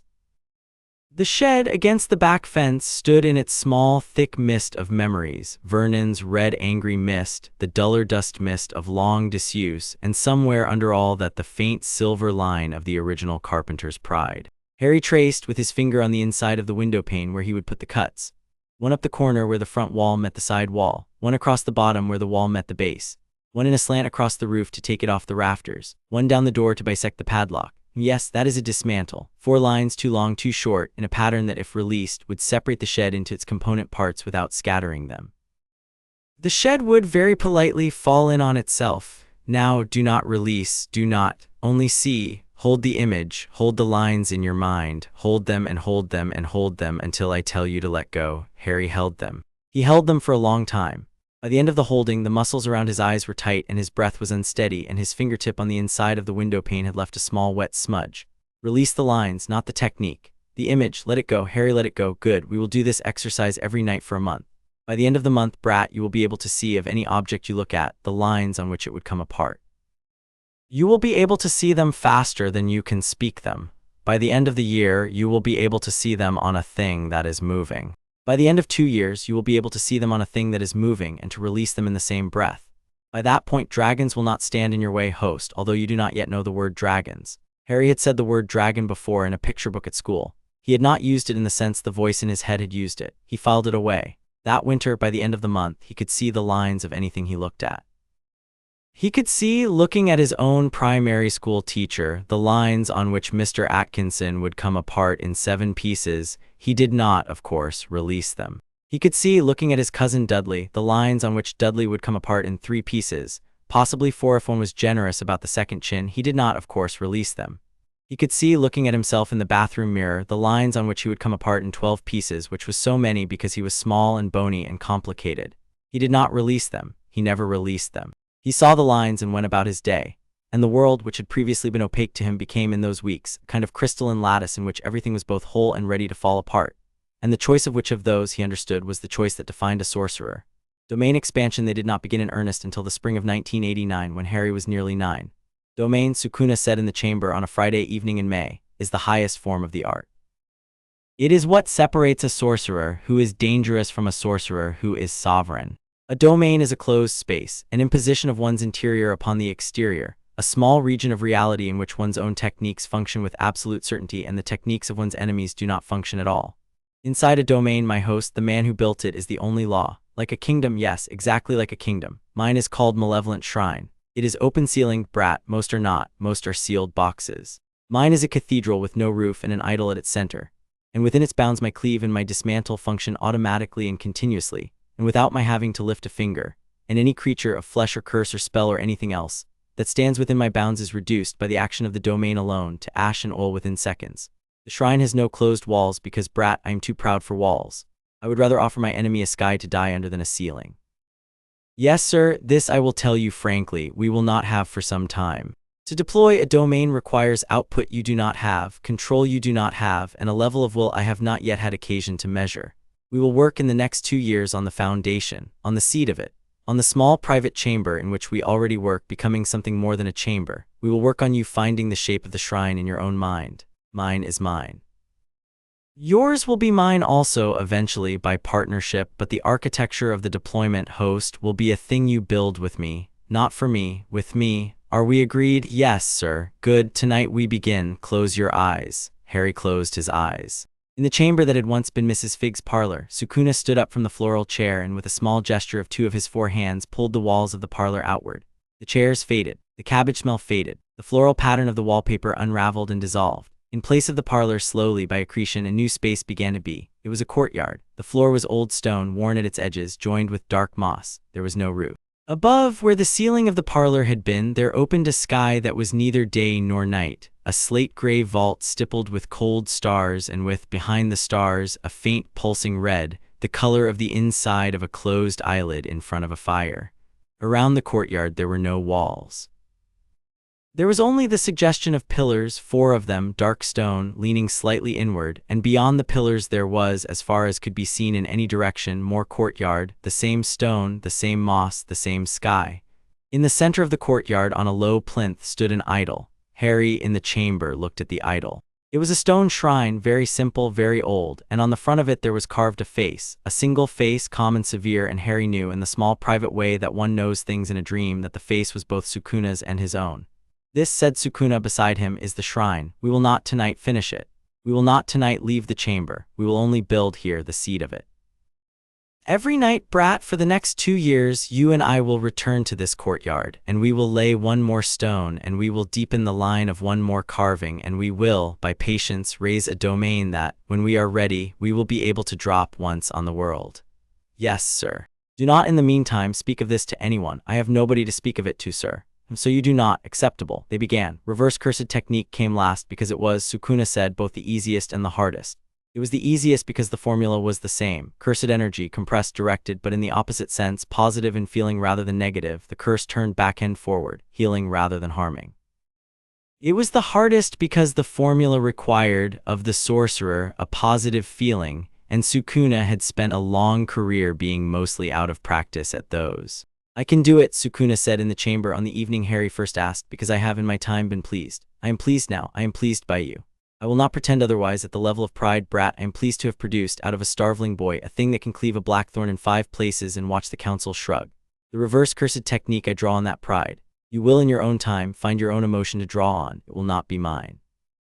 It must not be mine, or it will not be yours. What was the emotion, sir, that you used on Uncle Vernon's wrist? Sukuna, in the floral chair that was no longer floral, considered the question. After a long moment he said, satisfaction. With what? With you, brat, with the clean cut, with the discipline of leaving him alive. I have not been satisfied in any honest sense with anything in something near 1,000 years. The reverse cursed technique was not difficult to find that afternoon. It is sometimes easier than you would expect. Harry in the chamber considered. Sukuna, what is your emotion on those evenings when you tell me good? There was in the chamber a long pause. Sukuna in the floral chair watched Harry with all of his eyes, the front face and the back face, and after a moment he said, mine, yours, yes. The emotion, brat, when I say that you have done a thing well is mine. I have not had a host before. I have had vessels fingers in a box, but the relationship of finger to box is not the relationship of partner to host. You are mine in the sense that we are bound, and you are not mine in the sense that you keep your will, and that combination host is for me a novelty. I am in a small and astringent way fond of you. Find your own version of it in your own time. It will heal your hand the day your hand needs healing. Until then, breathe 3 in, 1, 5 out. Harry on the evening of his 9th birthday in the 2nd bedroom, with the door shut and the broken toys swept into a corner, cut his own thumb with a kitchen knife. He let the blood well up. He thought, and the thinking was an effort because he had so little to draw on, of the morning when Mrs. Fig's cat 3 years ago had sat on his foot in the park and let him scratch behind its ear for a full half-hour, and he had felt for that half-hour like a person whom another person liked. He thought of that. He compressed the cursed energy in his palm. He turned it. The cut on his thumb closed. In the chamber, Sukuna stood up from the chair, walked to the window of the chamber that opened on the courtyard of the unbuilt shrine and looked out. He did not say good. he said instead with his back to Harry, the smallest possible word in the driest possible voice, now, by which he meant, now we are ready, now we are a partnership, now we are, in the proper sense, sorcerers. By the time Harry was 10, the second bedroom of number 4 Privet Drive had become, in the small private sense, a different room from the one Dudley had once kept his broken toys in. The toys were still in the corner in their broken heaps because Harry had not bothered to move them, but the rest of the room had, over 4 years, slowly become a place that smelled very faintly of cold incense. The walls, although the paint had not changed, were no longer the magnolia of the rest of the house. They were, in a small, unsightable sense that no eye in Privet Drive could see, walls that had been bowed slightly outward by the cursed energy pressure of a small sorcerer learning his trade, and that had relaxed by accommodation into the shape of accommodating him. Petunia, on a Thursday afternoon in March of 1990, when Harry was 9 3/4 and was sitting at the kitchen table doing his homework, set down a cup of tea beside his elbow without comment. Harry, in his small, calm fashion, looked at the tea. He looked at his aunt. He said, "Thank you, Aunt Petunia." Petunia, with her thin back to him at the kitchen sink, said only, "I did not put any of the rinse in it." She meant, Harry understood, in the small private way one understood the dialect of one's keepers, that the tea which had previously, on the occasions she had given him tea, been sometimes laced with the rinse water she squeezed out of the dishcloth, had on this afternoon not been so laced. It was, by the standards of Privet Drive, an apology. "Thank you," Harry said again. In his head, Sukuna observed dryly, "She is coming round, host, slowly. The pinched woman with her thin sister grief has been, since the hand, in a kind of small private re-education. She has been watching you, she has been thinking about her sister. She has been remembering in the small private chamber of her own mind, things she has not let herself remember for a decade. She will not, brat, ever be your mother. She may eventually be a kind of small inadequate aunt. Be polite to her. The aunts of this kind are improvable. Yes, sir." The tea was, when Harry drank it, milky and very weak and sweetened with what Petunia called the kind of sugar one uses for guests. She did not speak to him for the rest of the afternoon. But the next morning, on the table by Harry's place, there was a small dish with a sausage on it, 2 days old but still good, that had not been there before. And the morning after that, a small dish with a slice of toast and an apple.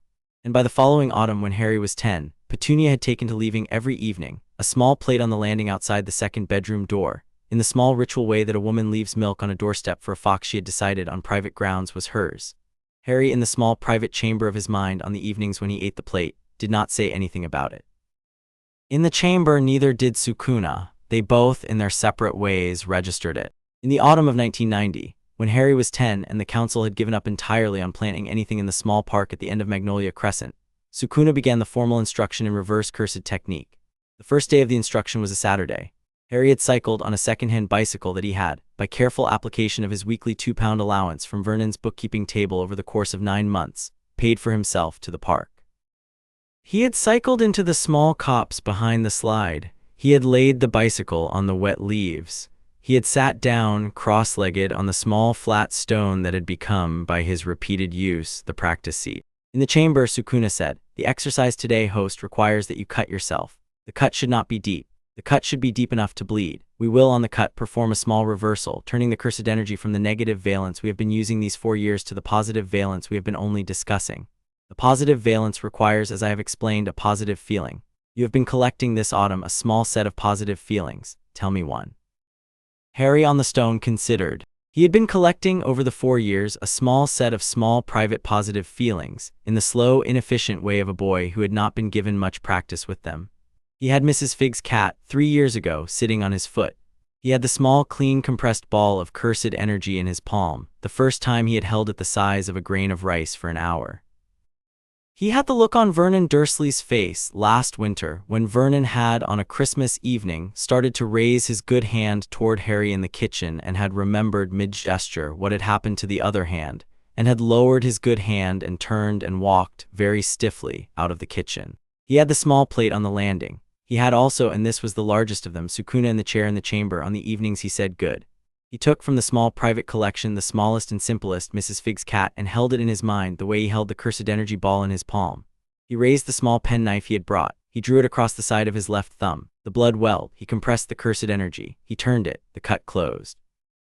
It was not, as Sukuna had warned him, instant. It closed in the slow, patient way of healing. First by knitting at the edges, then by filling the seam, then by smoothing the seam into the surrounding skin in perhaps half a minute. By the end of the half-minute, the small line of blood on his thumb was the only evidence the cut had been there, and Harry with his other thumb smudged the blood away. In the chamber, Sukuna inclined his head. Good, we will work on the speed. We will work on the depth. We will, in time, work on injuries that are not your own. The technique, when applied to others, brat, is harder because the cursed energy is yours and the channels are theirs, and there is, between the two, a small impedance. We will, in 2 years, by which point you will be at the wizard school, work through the impedance.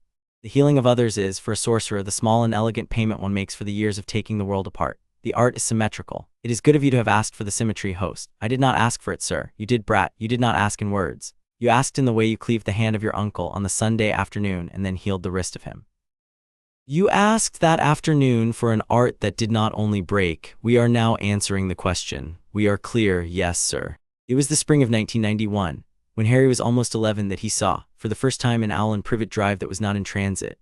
The owl, a small gray owl with a moth-bitten face, sat on the top of the lamppost on the corner of Magnolia Crescent and Privet Drive and watched Harry, in the small, thoughtful way of an owl watching a thing for a notebook. Harry, on his bicycle on the way back from the park, stopped at the lamppost. He looked up at the owl. The owl looked down at him. Harry, in his small, calm voice that nobody on Magnolia Crescent could hear, said, "Hello, I expect you are sent by people who will be writing to me in due course." The owl, in the patient owl fashion, inclined its head. "Tell them," Harry said, "that I am ready to receive their letter when they are ready to send it."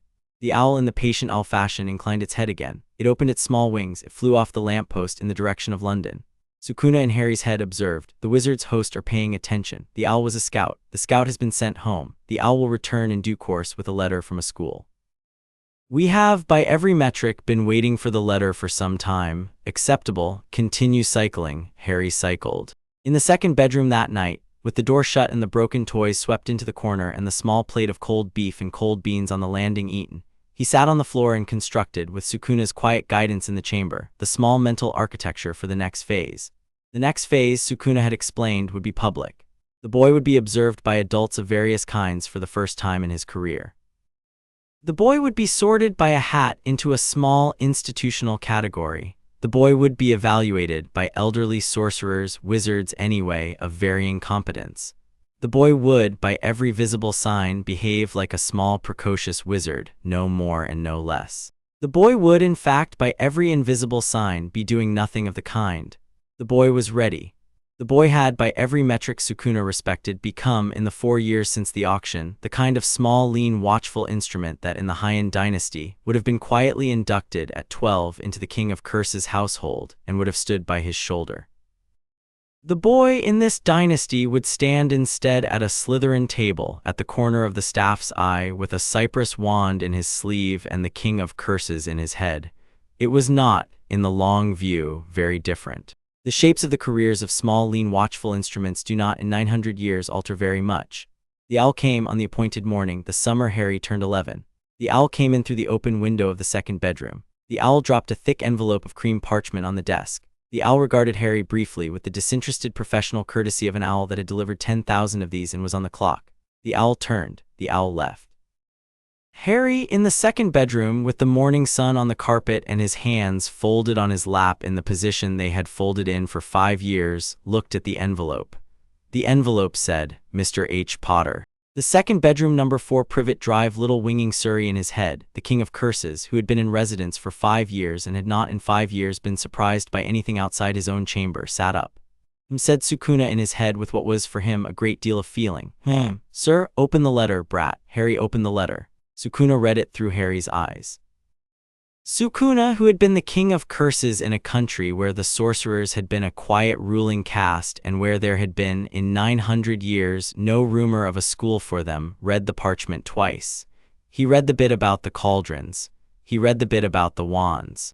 He read the bit about the platform between platforms. He laughed. He laughed in the small private chamber of Harry's mind, properly with both of his mouths, the way he had not laughed in 900 years. The way Harry had never heard him laugh, the way the floral chair in the chamber that was no longer floral had been waiting perhaps all this time to be laughed in.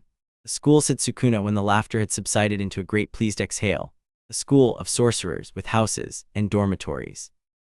And oh, my host, a hat that sorts them, by temperament, like a litter of puppies, sir. Forgive me, brat. The English have many things, and I have many opinions about them, but I had not anticipated this.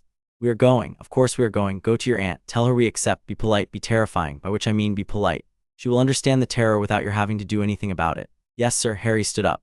He folded the parchment carefully, the way he had folded blankets and tea towels in his cooking and washing years, and slid it into the pocket of his trousers.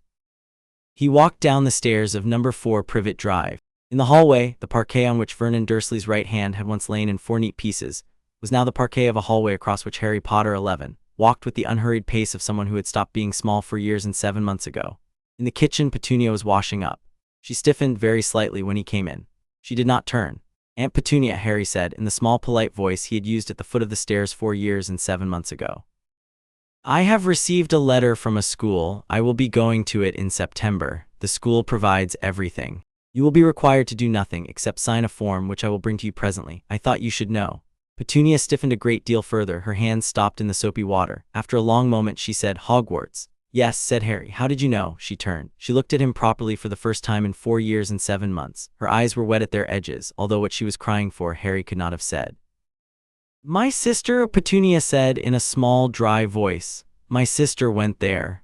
In Harry's head, Sukuna, who had stopped laughing, said very softly, There is a story here, my host. Be gentle with her. We have time. Harry, in the kitchen of number 4 Privet Drive, who had spent the last 4 years and 7 months learning to take the world apart and put it back together along the lines he chose, looked at his aunt, who had after all had a sister and was, for a moment that surprised him, gentle. Tell me, he said. And Petunia, for the first and last time in her life, did. Outside, on the front step, the milk float clattered. Inside, in the small private chamber of his mind, the King of Curses settled back in his chair, lit a cigarette he did not need, and listened to the story of Lily Evans through the ears of her son. The strategy was patience. Until it wasn't. Chapter 4 The Wizards. The man Hogwarts sent to fetch Harry Potter from the Muggle world was 11 feet tall, dressed in approximately the hides of 2 cows, and wept openly upon being told that the boy he had come to fetch was already in possession of all the relevant facts. You weren't surprised, Hagrid said in the small kitchen of number 4 Privet Drive, the morning of the 31st of July. He had been expecting, in the way men of his temperament expect, a small frightened boy who had been told nothing. He had instead been handed a cup of tea by a small, polite, watchful boy who had introduced himself with his hand extended, the way the boy had read in a book of manners at the primary school library, and who had then said in a voice that did not waver, Aunt Petunia explained everything 2 weeks ago. I gather you've come to take me shopping. Yeah, weren't. I'm not surprised, Harry confirmed. Would you like sugar? In Harry's head, the King of Curses, who had been watching the 11-foot man with all of his eyes, observed that my host is a half-giant. The cursed energy on him reads as such, half a man, half a thing the size of a small house, the channels suited to neither. He has a great deal of power and very little training. He could not, if I judge correctly, cleave a blackthorn, but if he leaned on you in the wrong way, he could put your ribs through your spine. Be polite, be small, do not let him get sentimental. Sentimental half-giants weep, and weeping half-giants do not stop for 40 minutes. Harry was polite, Harry was small, Harry did not get the half-giant sentimental. They got, with Petunia stiff against the kitchen counter and Vernon nowhere to be seen. Vernon had retreated, upon the announcement of Hagrid's visit, to the lounge with the television on at a volume that did not require him to think, to the front door, into a cab, and to London by 11. The leaky cauldron, the King of Curses informed Harry on the way in, was not, by his standards, a particularly impressive front. He had seen, in his high-end days, fronts that opened on to inner sanctums of considerably greater grandeur, and the wooden door and the smell of stale beer did not, in his judgment, do the inner sanctum justice. He withheld this opinion from the half-giant on the grounds that the half-giant was unlikely to appreciate it.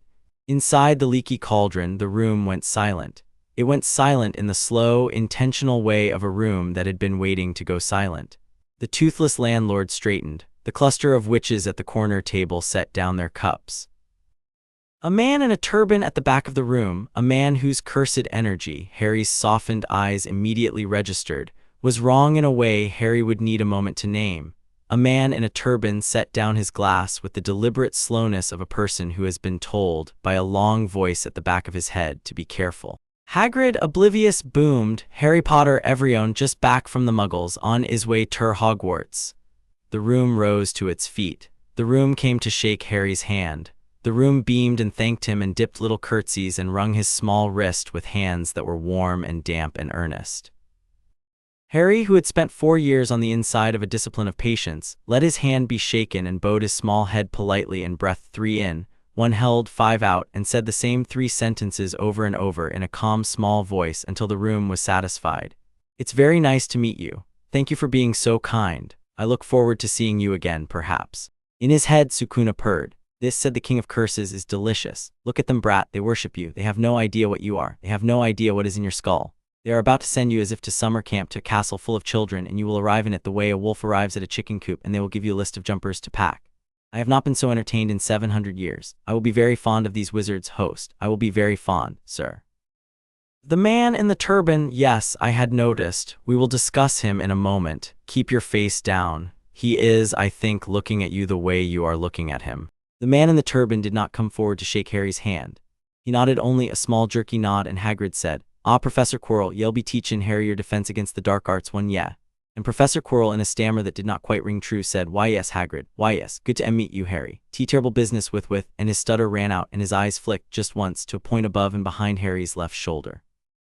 Sukuna in Harry's head went very still. Boy, listen carefully, do not turn your head. The man in the turban is not one man, there is a second presence on him, around the back of his skull. The cursed energy on the back of his skull is, the voice in Harry's head stopped, in a way the voice in Harry's head had never stopped before.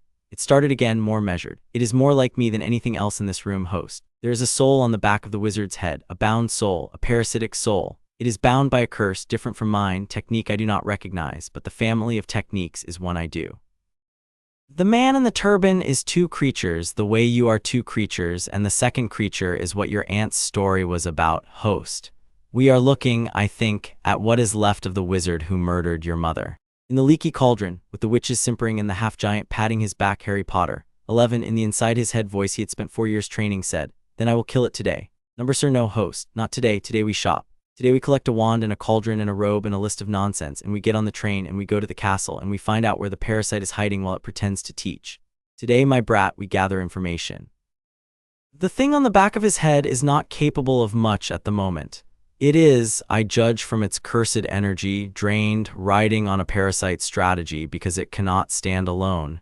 It has been weak for a decade. Another month will not save it, and another month will not lose it for us. We will deal with it in our own time on ground of our choosing with the children safely elsewhere. That is the strategy. Yes, sir. Smile. Harry smiled. The room dispersed. Hagrid, beaming, ushered him through the back of the cauldron into the small yard and tapped the brick that opened onto Diagon Alley. Diagon Alley, Sukuna observed, was the kind of place a sorcerer would build if one had been retired from active work for 2 centuries and had access to a great deal of money and very little taste. Crooked roofs, crooked shop fronts, a sign for cauldrons, a sign for owls, a sign for ice cream. The lot painted in colors that suggested someone had described color to someone else who had never seen any. Charming, he said. Hideously, hideously charming. The wizard's hosts have forgotten, I think, what they are. Look at the cursed energy. They are leaking it the way bad pipes leak water. They do not gather. They do not compress. They take their cursed energy and stuff it into sticks of wood and ask the sticks of wood to do the work for them. It is the sorcery of a people that have not had to fight for 900 years. I almost envy them. Almost. I do not actually envy them, brat, because the cost of having forgotten how to fight is that one is, eventually, killed by the first thing that has not forgotten. But there is a kind of comfort in the carelessness, and one does not have to be a king of curses to see the appeal of an ice cream parlor. Sir, yes, would you like me to get an ice cream? There was in the chamber a small startled pause. The King of Curses, 1100 years old, who had eaten the gods of his country and broken the boundaries of his world, considered the question seriously. After a moment he said, "Yes, host, get an ice cream." Gringotts, the wizard's bank, was run, Sukuna noted with considerable interest, by goblins. Their cursed energy was not human cursed energy. It ran on a different frequency, the way different instruments in an orchestra were the same music played by different pipes. He listened in the chamber all the way down the cart ride to the Potter vault and made small noises of approval, and noted to Harry in the chamber that the wizards were, in his judgment, fools to have farmed out the most important infrastructure in their world to a people whose cursed energy still remembered in its bones what fighting was. The Potter vault had a great deal of gold in it. It also had in a small velvet bag at the back a single emerald the size of a walnut which had belonged to Harry's father's mother. Harry, on Sukuna's suggestion, slipped the emerald into his pocket. He did not say why. A trophy, Sukuna said. You are a sorcerer. Sorcerers should have a trophy from each of their inheritances. The The wizards on your father's side did not, I think, know what they were. You will know what they were. The emerald is a small physical proof. Keep it. In a vault 3 levels down from the Potter Vault, in a small grimy chamber with a steel door, lay the Philosopher's Stone. Although nobody on the Cartwright knew this and Hagrid would not, until the afternoon, perform the small errand involving the package wrapped in brown paper. Sukuna, on the long ride back up from the Potter Vault, looked sideways through the bars of the cart with his cursed energy sense and noticed in passing a small bright knot of cursed magical energy 3 levels down. He filed it away. He did not mention it. Ollivander's was a small dusty shop with 1,000 long thin boxes stacked on long thin shelves, and a small old man with eyes the color of the inside of an oyster who said, when Harry came in, "Ah." He said it the way a man says "ah" who has been waiting at a door for some time. "Mr. Potter," said Ollivander, "I remember your mother, 10¼ inches. Well, excellent for charms. I remember your father, 11 inches, mahogany, a little more excitable, pliable, and now you." He came round the counter. He looked at Harry. He looked at Harry's left hand, which was the hand most wizards used, although Harry, being right-handed, would not have used it. He looked at Harry's right hand, which was the hand most sorcerers used, and the hand which had, 4 years and 7 months ago, performed Harry Potter's first cleave. Ollivander's expression did something subtle that Hagrid did not catch. Said Ollivander very softly, "And now you." He went to a shelf, he took down a box, he opened it, he handed Harry a wand. Beechwood dragon heartstring 9 inches, try it. Harry, with Sukuna in his head saying, "Do not feed it, brat, only hold it," held it. The wand did nothing. Ollivander, with the bright eye of a craftsman who had not expected anything else, set it aside. "Number, try this one, maple, phoenix feather, 7 inches, whippy." Maple did nothing. The yew did nothing. The holly with phoenix feather, when Harry took it from its box, did the small thing in his palm that Ollivander wanted it to do, a small warm shiver of recognition. Ollivander's eyes bright. In Harry's head, Sukuna said, "Brat, listen carefully. That wand wants to be paired with the parasite on Quirrell's head. I can feel it from here. There is a kinship in the wood. The feather in it is, I judge, from a phoenix that also seeded a wand belonging to that thing. If you take it home, host, you will spend 7 years being told you are part of a destiny. Sir, I do not approve of destinies. Pick another wand." Harry, with the holly wand in his hand, looked Ollivander in his oyster-colored eyes and said very politely, very small, "It's nice, but it's not quite right. Do you have anything in cypress?" Ollivander, who had been about to say, "That is your wand, my boy," stopped. He looked at Harry. He looked at the small, polite, watchful 11-year-old in front of him. "Cypress," he said. "Cypress," said Harry. "Heartstring, I think, of a large dragon." Ollivander stood very still for a long moment. Then he turned. He went more slowly than he had moved for any of the other boxes to the back of the shop. He climbed a rolling ladder. He went up 3 steps. He stopped. He came back down. Into a different ladder. He went up 4 steps. He took down from the very top of a high shelf a box that was longer than the others and slightly darker. He carried it down. He opened it. The wand inside was the color of dark honey. It was 12 inches. It was straight and slightly heavy, and the grain ran in a single clean line from base to tip. "Cypress," said Ollivander. "Heartstring of a Hungarian horntail, 12 inches, unyielding." Harry took it. The wand in his hand sang. It sang in the way that the cleaved blackthorn had sung, in the way that the small private chamber sang when the shrine grew another stone, in the way that the first compressed ball of cursed energy had sung in his 6-year-old palm 3 months after the auction house dome. It sang in Harry's hand, the small, low, private song of a tool that had found its hand. Ollivander's eyes had widened. "Cypress," he said in a small, careful voice. "Cypress, Mr. Potter, is the wand of those who are not afraid of death. Those whom death will not in any case find at home. Cypress wands chose sorcerers in the old days before there were Hogwarts letters. A cypress wand is not a wizard's wand. It is older." Harry, with the wand in his hand and the King of Curses purring in his skull, said, "Thank you, Mr. Ollivander, it will do." Ollivander, who had not in 50 years of selling wands been told it will do by an 11-year-old, opened his mouth. He closed his mouth. He said 7 galleons. Harry paid him in 7 galleons. Hagrid, who had been examining a stuffed dragon's claw by the door and had not paid attention, said, "All sorted then, Harry?" And Harry said yes, and they left. Behind them in the dusty shop, Ollivander stood for a long time looking at the empty box that had held the cypress wand. After a long time he said to nobody, curious. He did not say what. The Hogwarts Express on the 1st of September smelled of soot and sandwiches and chocolate frogs and someone's tabby cat. Harry in his school robes, with his trunk stowed and his cypress wand in his sleeve and Sukuna in his head making small acerbic observations about the wizards on the platform, found a compartment 3 carriages from the back and settled into it.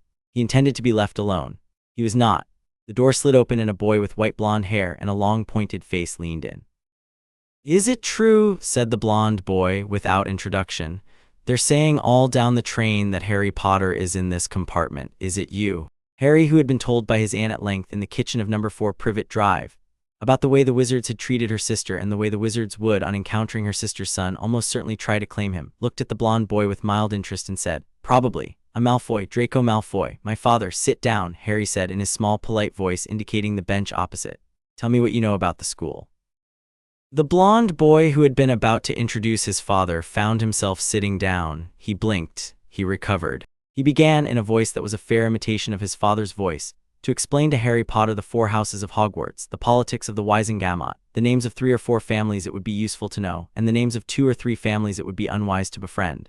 Harry listened. Harry asked occasionally a small, precise question. Harry, in his head, with the King of Curses sitting in the chair in the chamber that was no longer the parlor, took notes. When 2 more boys arrived to flank Draco, Crabbe, and Goyle, by name, large and dim, and looking at Draco for cues, Harry nodded to them and said politely, "I'm Harry. Tell me about Quidditch." Crabbe, who could speak only of Quidditch, did. By the time the trolley came, Harry had the rudiments of the political map. By the time the lights went down outside the window and the train began to climb into the Highlands, Harry had a plan. A red-haired boy looked in once and asked if a toad had come this way. Harry, polite, said number. The bushy-haired girl who was leading the toad hunt looked at Harry once with sharp, clever eyes, and Harry filed her under useful eventually and let her go. The hat on his head in the Great Hall took a long time. Said the hat in his head.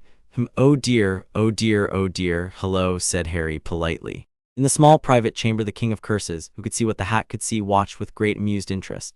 "You are," said the hat, "two minds. There is a great deal of cursed something in here. It is not a curse the way I see, Mr. Sukuna. I had heard you were dead." "I am dead," said Sukuna agreeably in Harry's head. "I am also here. The two are not hat as exclusive as one would think." "Charming," said the hat. "Charming, charming. Well, the boy is patient, strategic. Quite ruthless when ruthlessness is called for. Loyal to the partnership and to nothing else yet, although there are seeds. Ambitious without being grasping. He could go anywhere. He could go anywhere, this one. I should ordinarily say Slytherin, but I should ordinarily not say Slytherin to a boy who keeps a King of Curses in his head, because the snake cunning in here is already so far above the Slytherin baseline that I would be sending a tiger into a litter of foxes. On the other hand, the only house that ever knew what to do with a sorcerer was Slytherin, so the snakes will at least know to be polite. Yes, yes, yes. The hat made a small considering noise. Then loudly to the hall, Slytherin. The Slytherin table in unison clapped politely. They did not, by the standards of the Hufflepuff table, clap warmly. They clapped instead with the close attention of a snake tank to a new arrival. Harry took his seat at the Slytherin table. He sat down between a tall, pale boy who introduced himself as Theodore Nott and a small, pug-faced girl who introduced herself as Pansy Parkinson. Draco Malfoy, 2 seats up, half rose to make room beside him. Harry, polite, declined and sat where he had been put. Draco, after a moment, sat back down with a faint look of having been outflanked. In his head, Sukuna said only, "Good, make him work for it." Harry looked up across the hall at the staff table. Quirrell, in his turban, was looking back. The cursed energy on the back of the turban was a small, thin, sour smear, but it was awake. It saw Harry. Harry saw it. Across the hall, between the floating candles and the bewitched ceiling and the 4 long tables of children eating their first proper Hogwarts dinner, the King of Curses in Harry Potter's mind and the wraith of Tom Riddle on the back of Quirrell's head met each other, for the first time properly, eye to eye. Sukuna, in the chamber with his 4 arms folded, said in a voice that was very dry and very quiet and very patient, "Hello, little shade." The wraith on the back of the turban flinched. The wraith on the back of the turban knew, in the way that only wraiths know, that whatever was in the eyes of the small black-haired boy at the Slytherin table was not, by any working definition, a thing the wraith could take alone. The wraith on the back of the turban began, in the days that followed, to plan around Harry Potter rather than for him. This, as it turned out, was a mistake. The corridor on the 3rd floor on the right-hand side, the headmaster had said in his welcoming speech, was forbidden to all who did not wish to die a most painful death. This had not been, in Sukuna's judgment, the language of a man entirely intent on keeping children out. It had been the language of a man laying out, as discreetly as he could, the location of something that he expected at least one student to investigate before the year was out. A bait Sukuna observed in the chamber on the night of the welcoming feast, as Harry lay on his back in the 4-poster of the Slytherin dormitory, listening to Crabbe snoring and Goyle snoring and the indignant whuffing of Pansy Parkinson's pug who had been smuggled in. A bait host. The headmaster has a thing in the school. He believes the thing requires a guard. He has built a guard. He has been at pains in his welcome address to identify the guard's existence to all the students. The headmaster wants someone to come for the thing in the next few months. He wants to see who. The thing is on the third floor. The thing is on the third floor. We will not this term go to the third floor. We will not go to it until we have a reason that the headmaster cannot guess. In the meantime, we go to lessons. We learn the wizard's way of moving cursed energy through sticks. We become, in the eyes of the school, a quiet, promising, slightly bookish first year. We let Quirrell believe we have not seen him. And the parasite on Quirrell? The parasite, my host, has years to go. It is feeding on Quirrell slowly. By Christmas, it will need something more than Quirrell. It will need perhaps the thing on the third floor. By spring it will, I judge, attempt to take the thing. That is when we deal with it, not before. Patience. Yes, sir, the autumn term passed. Harry in his Slytherin robes sat in the front row of every lesson and took notes in a small, careful hand. He did not show off. He cast the levitation charm on a feather and was, by Professor Flitwick's assessment, competent, Mr. Potter, very competent, well done. He brewed the bowl cure potion, and Professor Snape, who had given him a look at the sorting that contained a great many things and that Harry had logged away for later, did not, after a single circuit of the cauldron, comment. He sat attentively in Quirrell's lessons, and the parasite on Quirrell's head spoke to its host in the long pauses, and Harry's softened eyes could see faintly the cursed energy flicker of the conversation, and Harry made no sign. By Halloween in the bathroom, when the troll came, Harry was not in the bathroom. The bushy-haired girl was. Harry, on the second floor, was returning from the library when he heard the screaming and arrived at a sprint. The troll was a large, stupid lump of poorly distributed cursed energy. It had a club. It was raising the club to bring down on the girl, who was crouched against a basin with her arms over her head. In Harry's head, Sukuna said, "Dismantle, host, 2 lines. Quick, we do not want the children to see, but no one is here but the girl, and the girl is at this moment beneath the basin and not looking. Dismantle, 3 in, 1, 5 out." There, Harry in the doorway pointed. Dismantle. 2 black-on-black lines flickered across the bathroom. The troll, which had been raising the club, came apart at the waist and at the elbow. The upper half of the troll with its club went one way, the lower half with its legs went another. They did not fall in any heap. They fell surgical into 4 pieces, which slid down the wet tiles and lay there, very still, in the kind of arrangement that, to a man who knew what he was looking at, would have read as the work of a sorcerer. To Hermione Granger, beneath the basin with her arms over her head, it read as a miracle. She lifted her face. She looked at Harry. Harry, with his cypress wand in his hand, he had kept the wand visible for plausible deniability, said in his small, calm voice, "Are you all right?" She, very small, said, "Yes." "Good, get up, we'll go and find Professor McGonagall. Tell her you went to the bathroom and the troll followed you, and I, and a teacher possibly who didn't stay to be named, dealt with it."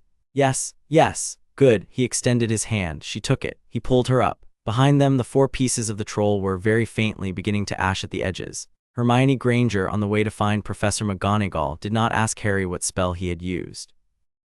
Hermione Granger had read Hogwarts, a history, and had read several other books besides, and had not, in any of them, encountered a spell that bisected an adult troll in 2 black-on-black lines without a sound. She did, however, look at Harry sideways with sharp, clever eyes, and Harry knew, in the way that he had known the moment he saw her on the train, that he had acquired that evening his first friend. Said Sukuna in his head when they reached the third-floor corridor and turned away from it, toward McGonagall's office. "The girl, useful eventually." "Yes, sir, she will not, host, be told what we are, not for some years." "No, sir, but it is good to have one. Wizards live in a school." "A wolf in a school of children needs at least one child who knows, in her small, clever bones, what he is, even if she does not know what she knows." "Yes, sir." The third-floor corridor came open at the end of June, when the parasite on the back of Quirrell's turban, having starved through the winter and the spring on unicorn blood from the Forbidden Forest, had at last set out to take the Philosopher's Stone. Harry, on the evening it happened, had been waiting for it. Sukuna in the chamber had been waiting for it. The headmaster somewhere in his tower had been waiting for it. The parasite itself, in its small, thin, sour way, had been waiting for it. Only the school at large did not know, although the King of Curses observed with mild contempt. The school at large had not known anything all year that the school at large did not need to be told.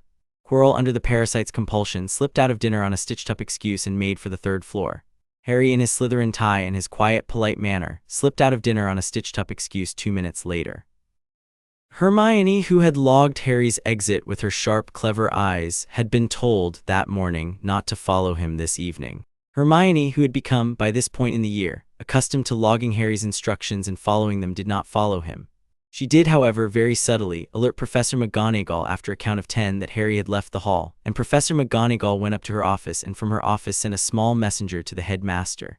Harry, on the third-floor corridor, did not bother with the door. He stood 10 feet from it in the middle of the corridor with his cypress wand in his sleeve and Sukuna in his head, and waited. Sukuna had calculated that the parasite on its return out of the trapdoor would emerge here.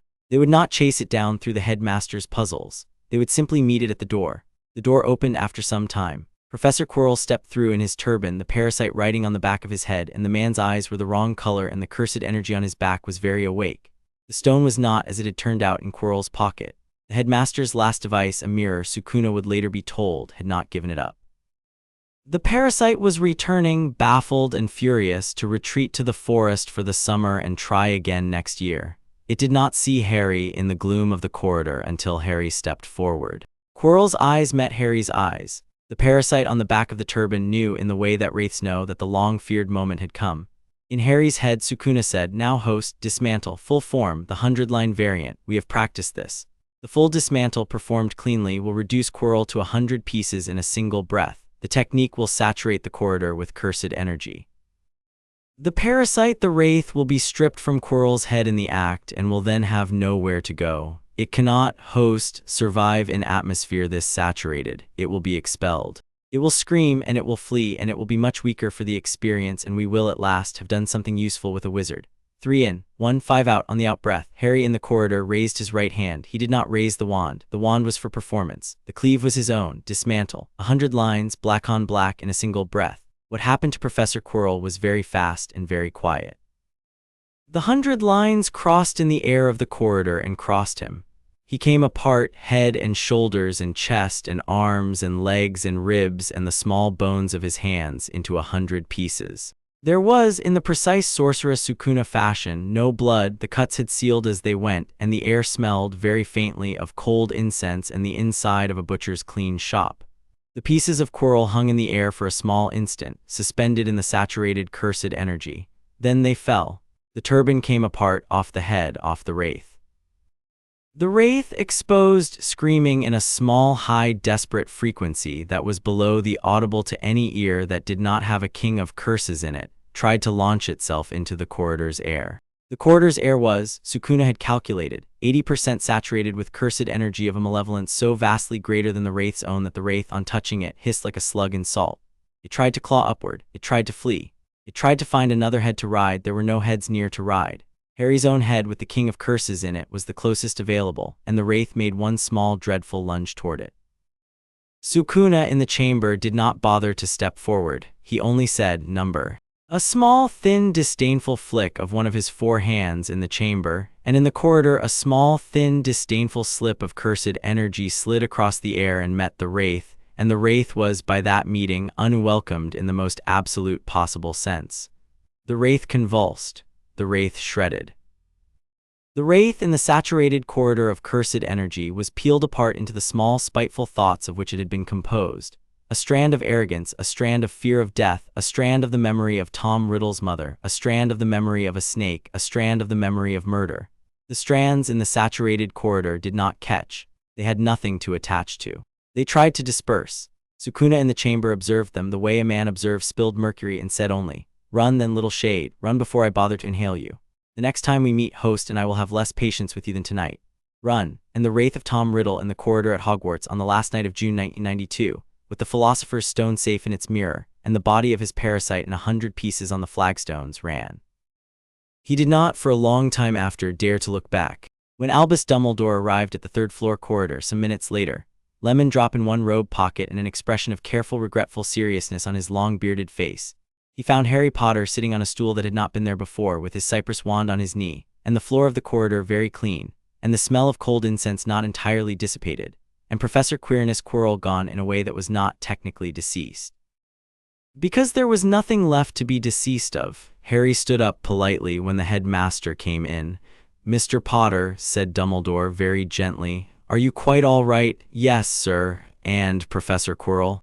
"I think," said Harry in the small calm voice that he had developed over 4 years and 7 months of patience, "that Professor Quirrell was not in the end what he seemed, sir. Something on the back of his head was trying very hard to get past your last protection. It did not. It also did not survive the experience. I believe the wraith, escaped, but it was thinner than it came in. I'm not, sir, sure how it will recover."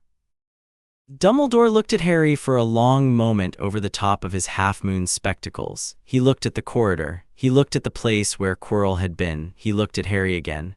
Mr. Potter, he said slowly, may I ask how you— I would prefer, sir, Harry said, not to be asked at this time. Dumbledore, who had been headmaster of Hogwarts for a number of years and chief warlock of the Wizengamot for a number of others, who had been the architect of the war against Grindelwald and the architect, in his quiet manipulative way, of the survival of the boy in front of him, looked at the 11-year-old in Slytherin robes sitting on a stool that had not been there before, and felt for the first time in a great many years that he was looking at something he did not understand.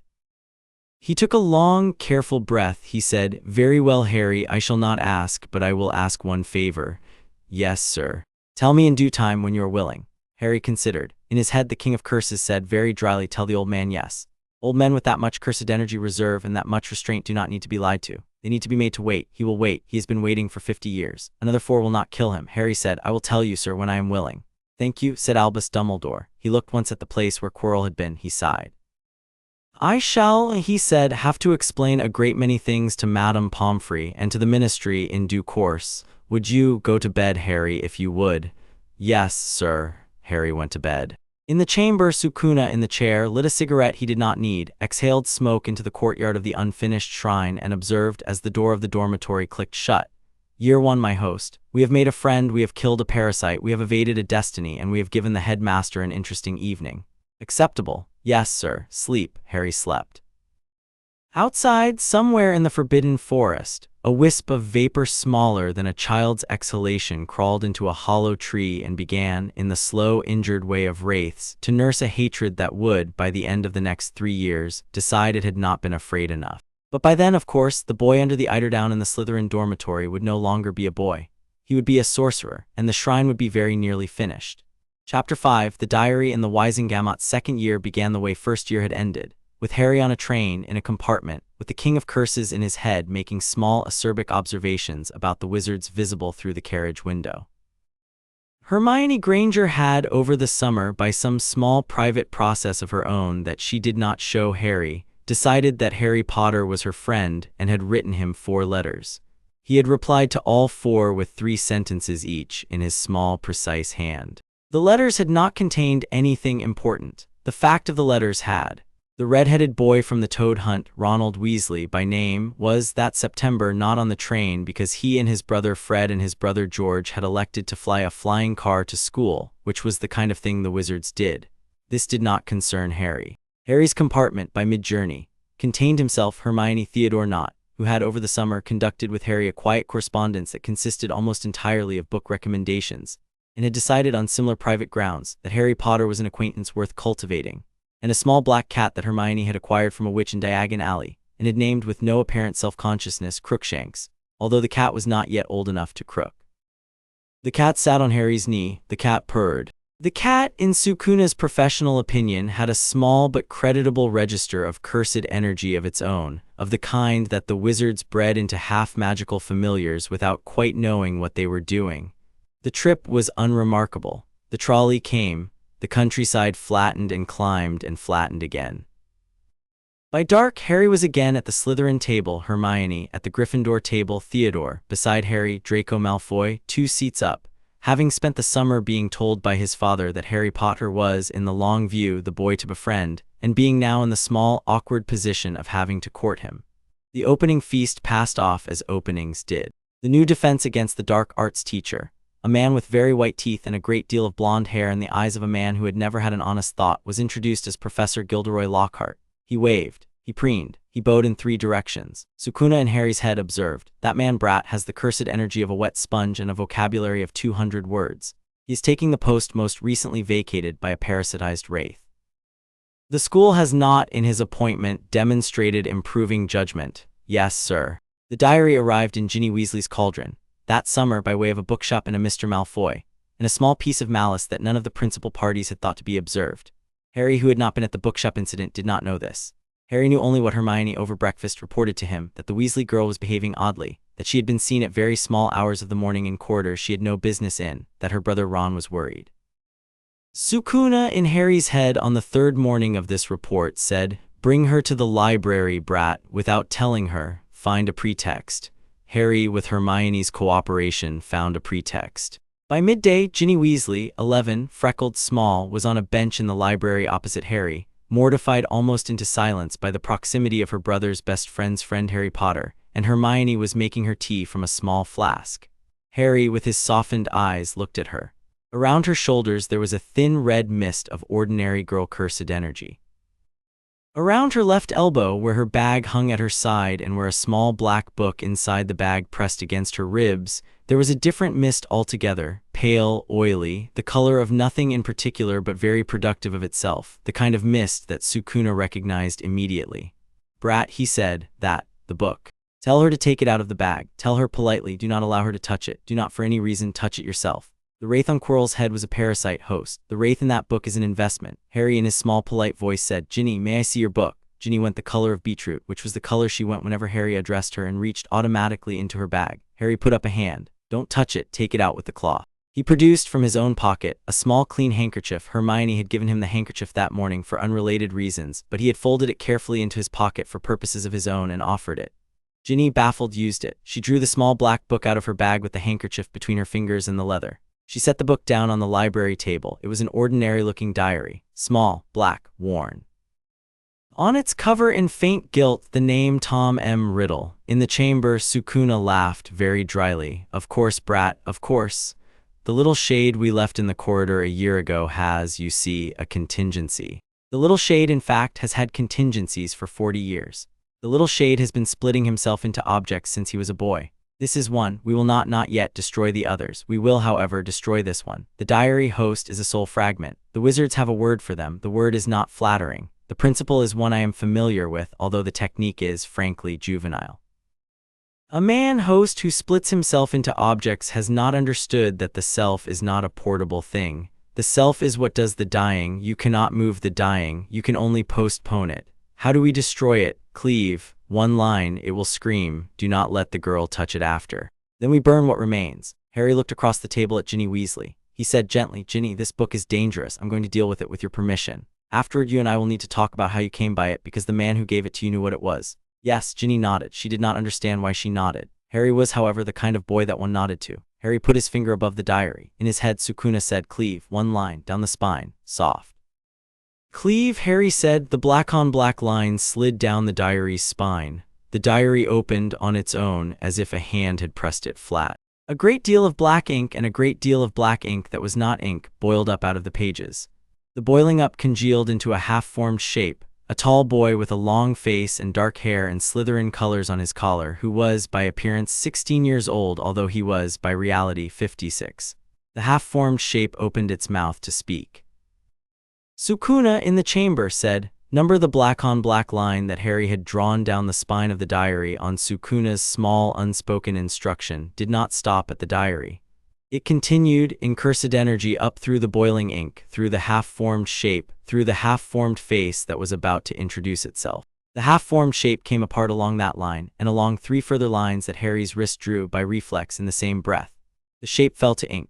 The ink in the library smelled very faintly of cold incense and dried in a small neat spreading circle on the table, and was, by the time Hermione had fetched a librarian's cloth, no more than a dark stain that the librarian would later attribute to careless second year and would scrub out with lemon juice. The diary itself, sliced and emptied, lay open on the table. Ginny Weasley, across the table, white as a sheet, began to cry. Harry very gently slid the diary off the table with the handkerchief into a small leather pouch he had brought for the purpose. He turned the pouch in his hand. In his head, Sukuna said, "Burn it," and Harry, with a small wandless gesture that Sukuna had taught him in the spring, set the inside of the pouch alight. The leather did not burn. The diary inside, very quietly, became ash. He put the pouch in his bag. He turned to Ginny. "Tell me," he said in his small, calm voice, the one he had used to Petunia in the kitchen of number 4 Privet Drive on the morning of the letter, "where you got it." Ginny, between sobs, told him. Harry listened. Harry filed. In his head, the King of Curses said, "May the pale-haired boy's father, we shall not forget. We shall not host, retaliate openly. We shall in time set him at a disadvantage of our choosing. The pale-haired boy himself, we do not punish for his father's sins, not yet. We watch him. Yes, sir." Hermione, beside Harry with her hand on Ginny's shoulder, looked at Harry over the top of Ginny's head with sharp, clever eyes that asked, very explicitly, what just happened, and Harry, in his small, polite voice, said, "I'll explain later. Most of it." Hermione, who had been told most of it twice before that year and had been satisfied with most of it, nodded. She had begun in those months to suspect a great many things about Harry Potter, and to keep the suspicions in a folder of her own private mind that she did not open in the school's company. She would in time open it. Harry knew she would. Harry trusted by then that whatever the folder contained when she opened it, she would not bring it to the headmaster. The second year after the diary was on the surface quiet. Petrifications began in the corridors of the school. A cat, a Hufflepuff. A ghost which the school's experts considered a feat. The whisper of the heir of Slytherin ran through the dormitories, and the heir of Slytherin, it was widely supposed, was Harry. Harry, in his small, calm way, did not address the rumor, on the grounds that addressing rumors made them louder. Sukuna, in his head, found the rumor entertaining and laughed about it in the chamber for several evenings. Hermione, who alone among the second-year Gryffindors did not believe Harry to be the heir of anything in particular, was the one to deduce by mid-November that the petrifications were the work of a basilisk. She told Harry. Harry, with his softened eyes, agreed. A basilisk, Sukuna said in the chamber, is a creature of considerable cursed energy reserve. It is, also, a creature of considerable size. Dismantle is appropriate. We will not deal with it in the corridor. We will deal with it in its lair. The lair host will be given the principal of the heir of Slytherin's chamber under the school. We will in due course find it. We will not, however, deal with the basilisk this term. Why not, sir? Because host, the boy controlling the basilisk, is not in his proper form present. He was in the diary. The diary is now ash. The basilisk, in the absence of its handler, will sleep again. The petrifications will stop. The school will get over its fright. The next year and a half will be quiet. We have, by the destruction of the diary, removed the threat. There is no need to provoke the snake in its hole. It is, after all, only a snake. Yes, sir. The petrifications stopped by Christmas. The school, having pinned the rumor of the heir of Slytherin on Harry and been wrong, attempted in the following weeks to pin it on a Hufflepuff who looked vaguely Slytherin in profile, which was, by Sukuna's professional opinion, the sort of thing the school deserved. By the spring of the second year, the whole episode had been quietly forgotten. The cat had been unpetrified by Mandrake Draft, the Hufflepuff had been unpetrified by Mandrake Draft, and the ghost had been unpetrified by such means as ghosts have. Hermione, having been informed by Harry of the basilisk theory, had been kept off the trail by Harry's small, calm assurance that the snake was sleeping. She had, with some reluctance, taken his word for it. Sirius Black escaped from Azkaban in the summer before Harry's third year. Harry was at number 4 Privet Drive when he heard about it. He had been at number 4 Privet Drive for 1 week of the summer holiday, the minimum permitted by Dumbledore for blood ward reasons that Sukuna had assessed and pronounced real but irrelevant, since we have you sufficiently warded ourselves, brat, and had, for that week, been kept in the second bedroom by an aunt and uncle who 2 years on had reduced the volume of their existence around him to a polite hum. Vernon had taken up bookkeeping with his good hand. Dudley had been sent to a boarding school of his own, where, undisciplined and overworked, he was, by Petunia's reports, thriving. Petunia herself had taken in those 2 years to leaving small dishes of food outside the second bedroom door of an evening, the way a woman leaves milk on a doorstep for a fox. Harry was eating one of these dishes, sausages, cold peas, and apple, when Hagrid's owl arrived with the morning paper folded under a small note that said, "Headmaster wanted you to see this, Harry Hagrid." The paper said, "Sirius Black escaped." The paper said, "Mass murderer." The paper said, "Killed 13 muggles with a single curse." In Harry's head, Sukuna said, "The name, Sirius Black, where do we know it from?" "Petunia told me, sir, that summer. He was my father's friend. He was meant to be my godfather. He was sent to Azkaban for betraying my parents to Voldemort." "Yes, that is the version. There's another version, brat. Let us see if we can find it." Harry wrote that morning in his small, careful hand to Hermione. He wrote also to Theodore Nott. He wrote also, with Sukuna's instruction, to a man called Kingsley Shacklebolt, whose name Theodore had given him in the autumn as a man at the ministry who was, by Theodore's pale assessment, clean. Harry asked all 3 of them, by careful indirect questions, 3 things. 1. Whether there had been, in the trial of Sirius Black in 1981, an actual trial. 2. Whether the man called Peter Pettigrew, supposedly killed by Sirius Black in 1981, had been buried. 3. Whether the ministry in its records had a transcript of either. The answers when they came back over the following 10 days were: 1. Number Sirius Black was sent to Azkaban without trial under the emergency provisions of the war. 2. Number there was in fact no body, there was a finger.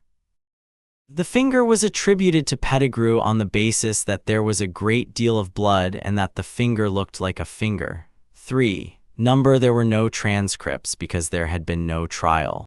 In the chamber, the King of Curses, who had spent 4 years and 7 months teaching a boy to think, said, "So, sir, The wizard's host have a fashion for putting people in prison without trial. Acceptable. They have, however, in your father's friend put a man in prison who on the present evidence may have been innocent. They have done so for 12 years. He has last week escaped and is now by all reports looking for you. The conventional wisdom is that he intends to murder you. The unconventional wisdom, given that the man was your father's friend and your intended godfather, and given that the man has, by the report, escaped Azkaban in his right mind, which is a thing that is not usually done, is that he intends possibly to find you and tell you something. We shall see. We do not run from him, no sir, we do not however advertise, we let him come. They returned to Hogwarts for third year with the knowledge that Sirius Black was at large, and with Dementors, pale, floating, cursed-feeling creatures that Sukuna pronounced, on first encounter at the school gates, interesting and tasteless, stationed at the perimeter of the school. Sukuna had reviewed the Dementors with academic interest and had declared in the chamber, they feed on positive emotion. They induce despair. They are, in effect, mobile curses with manners, not unfamiliar. The High-End Sorcerers had a similar thing, smaller in the form of, he had drifted in the chamber into a lecture on the comparative cursed fauna of his own century, which Harry had let him deliver because it was good for Sukuna to lecture, and the lectures were in Sukuna's idiosyncratic fashion the closest thing he had to affection. Sirius Black came to Hogwarts in February.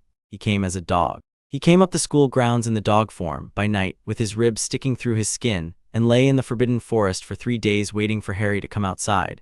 Because Sirius Black knew in the small private part of him that remembered being a man that Harry would come outside if he sent the right small thought into the school. He sent the right small thought into the school. Harry, on the evening of the third day, came outside. He went to the edge of the Forbidden Forest by himself in his Slytherin robes with his cypress wand in his sleeve and the King of Curses in his head. He stood at the edge of the forest. He said into the dark, "Mr. Black, come out, please." The dog came out. The dog in the moonlight with its ribs sticking through looked at him. In Harry's head, Sukuna said, he is an animagus host. The cursed energy reading is a man overlaid on a dog. He will resume his human form when he is sure of you. Let him be sure of you. We do not yet wish to draw an audience. Harry sat down on the wet grass at the edge of the forest. He did not put out a hand. He only sat. The dog, after some time, walked forward. It walked the way a dog walks that has not been trusted in some years. It walked up to Harry. It sniffed his sleeve. It sat down beside him. After some time longer in the moonlight, the dog blurred. The blur became a man. The man was thin and ragged, and his hair was matted, and his eyes were gray and very tired, and he looked in the moonlight like an etching of a saint who had been left out in the rain. He did not, by the look of him, intend to murder anyone. He looked like a man who had been intending for 12 years to be heard. "You're Harry," he said. "I am," said Harry. "Your mother had your eyes." "My mother had her own eyes, sir. I have inherited them." Sirius Black on the wet grass almost laughed. He almost laughed in the way of a man who has not made the sound for a long time and is surprised to find it still in him. He did not, in the end, quite laugh. He only said, all right, all right. "Harry, listen, I have to tell you. You did not betray my parents," said Harry in his small, calm voice. "Peter Pettigrew did. He is, I am given to understand, an animagus, also a rat. He is at the school. He has been at the school for 12 years in the form of a rat in the family of the boy called Ronald Weasley. He is currently, I expect, on the 3rd floor in the Gryffindor dormitory." Yes, Sirius Black opened his mouth. He closed his mouth. He opened it again. He said in a small, dry, stunned voice, How do you?"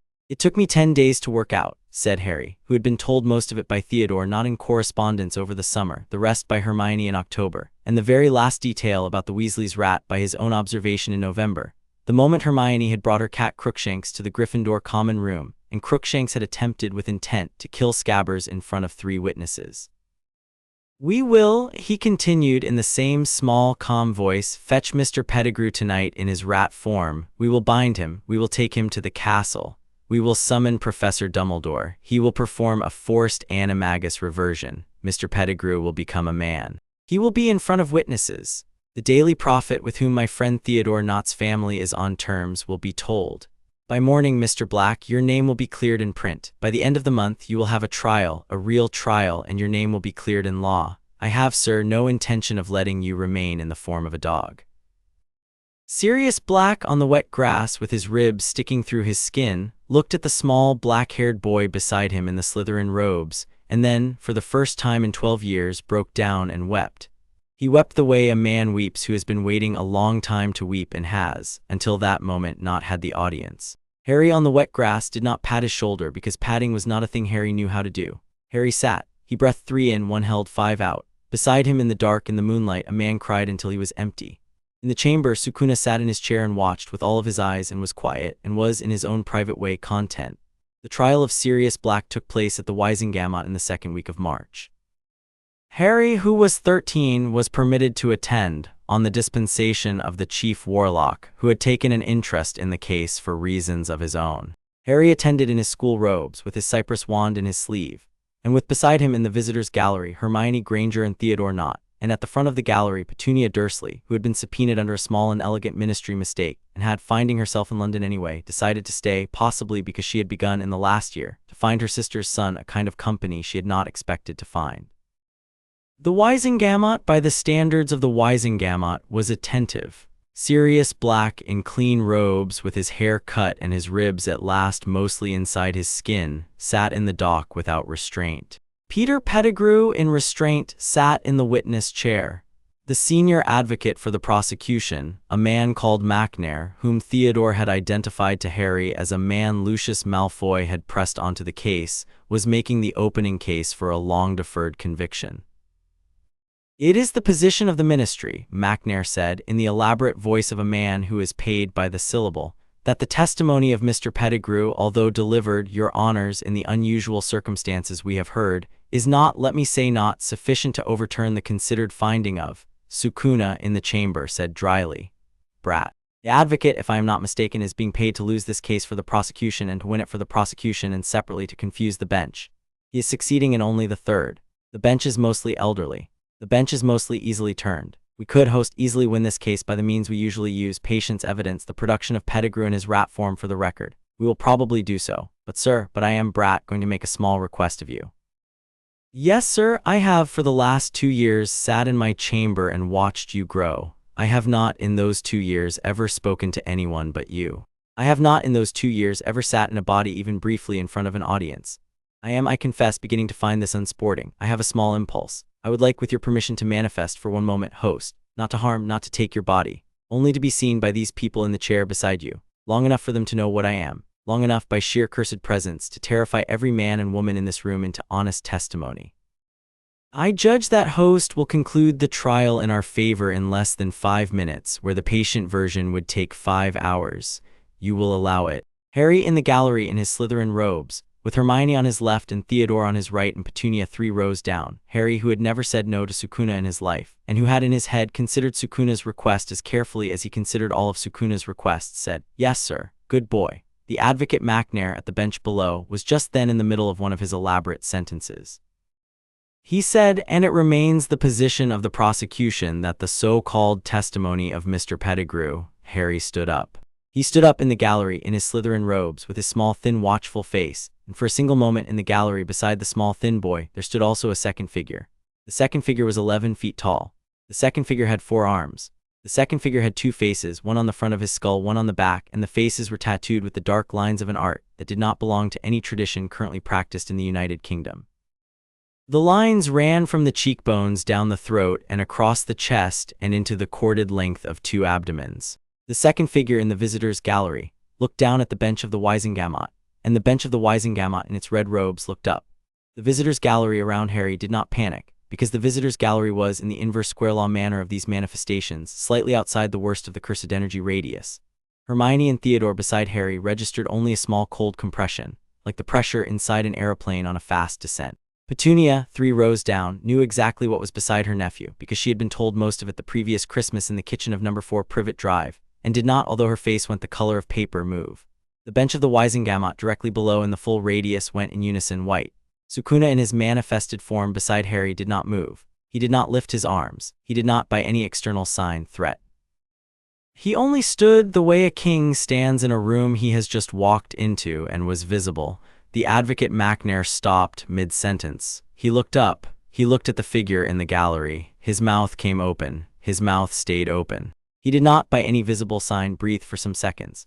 "Members of the Wizengamot," said Sukuna, in a voice that was not the voice of a stutter or a stammer or a long-tongued advocate, but the voice of a man who had not raised his voice in 900 years, and had not in those 900 years needed to. "I am a guest in this body. The boy beside me is my host. We have spent the last 6 years sharing the same skull, on terms that he chose, which I have observed scrupulously. I am here today because the patience of my host has been tried by an interesting display of incompetence on the floor below, and he has been good enough to lend me a moment to speak. I am called Ryomen Sukuna. I was in my country called the King of Curses. I have been in this room for the last 15 minutes watching you discuss the freedom of a man whom my host has determined on evidence I have personally reviewed to be innocent of all charges. The advocate McNair in particular has been an interesting study. The advocate McNair is I have in my life eaten gods. I am today restraining myself. I will speak only once. I will speak only to give one small instruction, which I extend to the members of the bench in general and to the prosecutor in particular. Instruction is this: tell the truth in this case on this afternoon and forever after in cases of my host's interest. Do not embroider, do not embellish, do not omit, do not allow yourselves to be paid by interested parties to slant. If you wish to know what will happen, members of the Wizengamot, should you fail to comply, you have only to ask the bench beside you. Madam Bones, I see what I am. She has read in her career the Department of Mysteries records of my century, and she knows. Madam Bones, Madam Amelia Bones, in the 7th seat of the bench in her red robes with the color of paper in her face, opened her mouth and said, in a voice that was entirely her own, "He is the entity in the gallery was the King of Curses of Heian, Japan. The Department of Mysteries has a sealed file on him. The file says he ate the gods of his island. I had thought the entity destroyed. The entity, said Sukuna agreeably, was scattered. He has been reassembled in part. He has in particular been reassembled to the degree required to attend this afternoon your court. Now to business." The advocate McNair will, I think, wish to revise his opening statement. The bench will wish to consider very carefully the evidence of Mr. Pettigrew. My host and I will, of course, return to silence as soon as the case is properly disposed of. I should add before I go, for your own future reference, that my host's interest in this body's continued health and orderly operation is on balance benign. We do not by inclination deal with judicial corruption ourselves. We have been content hitherto to leave you to your own systems. We are, however, watching. Be aware. Good afternoon. Sukuna beside Harry inclined his head fractionally to the bench of the Wizengamot. He vanished. He did not vanish theatrically. He vanished the way smoke vanishes when the door closes. There was, for a small moment, the smell of cold incense in the gallery. Then there was only Harry, 13, slight, in Slytherin robes, standing beside Hermione and Theodore with his hand on the rail of the gallery. The chamber of the Wizengamot below sat for a long time in silence. The advocate McNair was the first to speak. He did not, in the event, complete the sentence he had been making before the interruption. He sat down instead with the heavy, soft motion of a man whose knees had stopped agreeing with him, and said, in a small, thin voice, I withdraw the prosecution. The Crown, the Ministry, submits that on review of all evidence, the original conviction was unsupported. The prisoner, Mr. Black, should be acquitted with apology. Madam Bones, in the 7th seat of the bench, in a steadier voice than the prosecutors, said, So ordered. Sirius Black in the dock, in his clean robes, with his hair cut and his ribs at last mostly inside his skin, did not weep this time. He had wept enough at the edge of the forbidden forest. He only stood and bowed his head and let the words acquitted with apology settle on him like rain on a man who has stood in a long drought.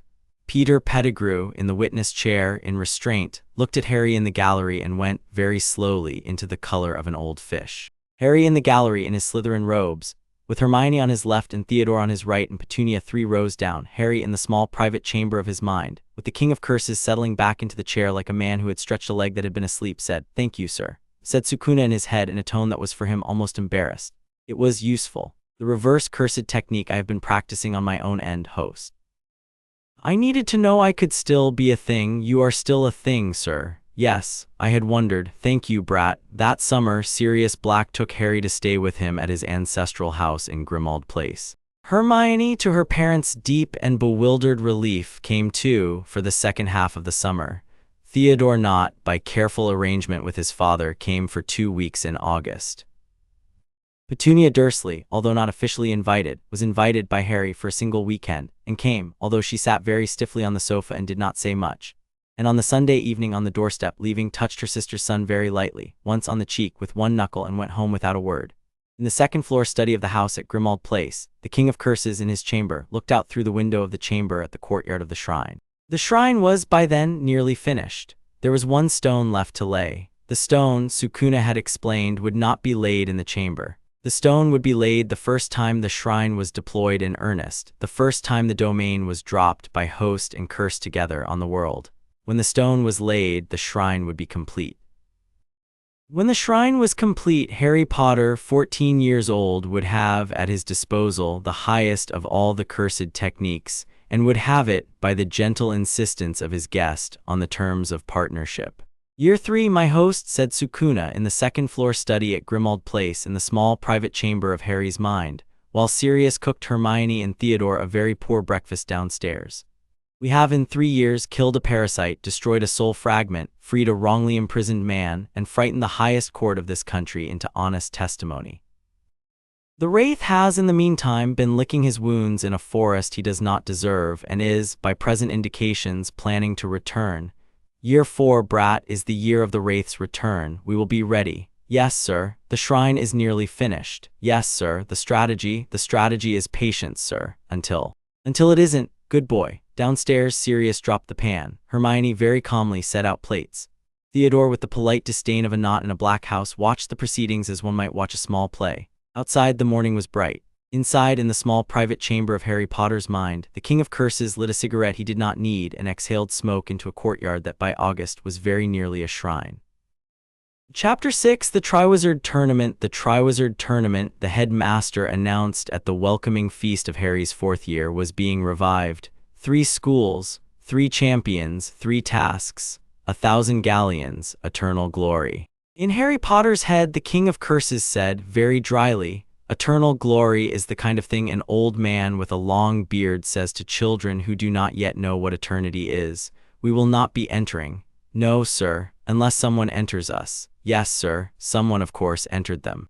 The Goblet of Fire, on the evening of the choosing of champions, after producing in turn the names of 3 sensible older students, the Bulgarian Crumb, the French Delacour, the Hufflepuff Diggory, produced a 4th name on a curled black tongue of fire that the headmaster received in his long fingers with the slowly darkening face of a man who had been waiting for exactly this, and had hoped perhaps that he had been wrong.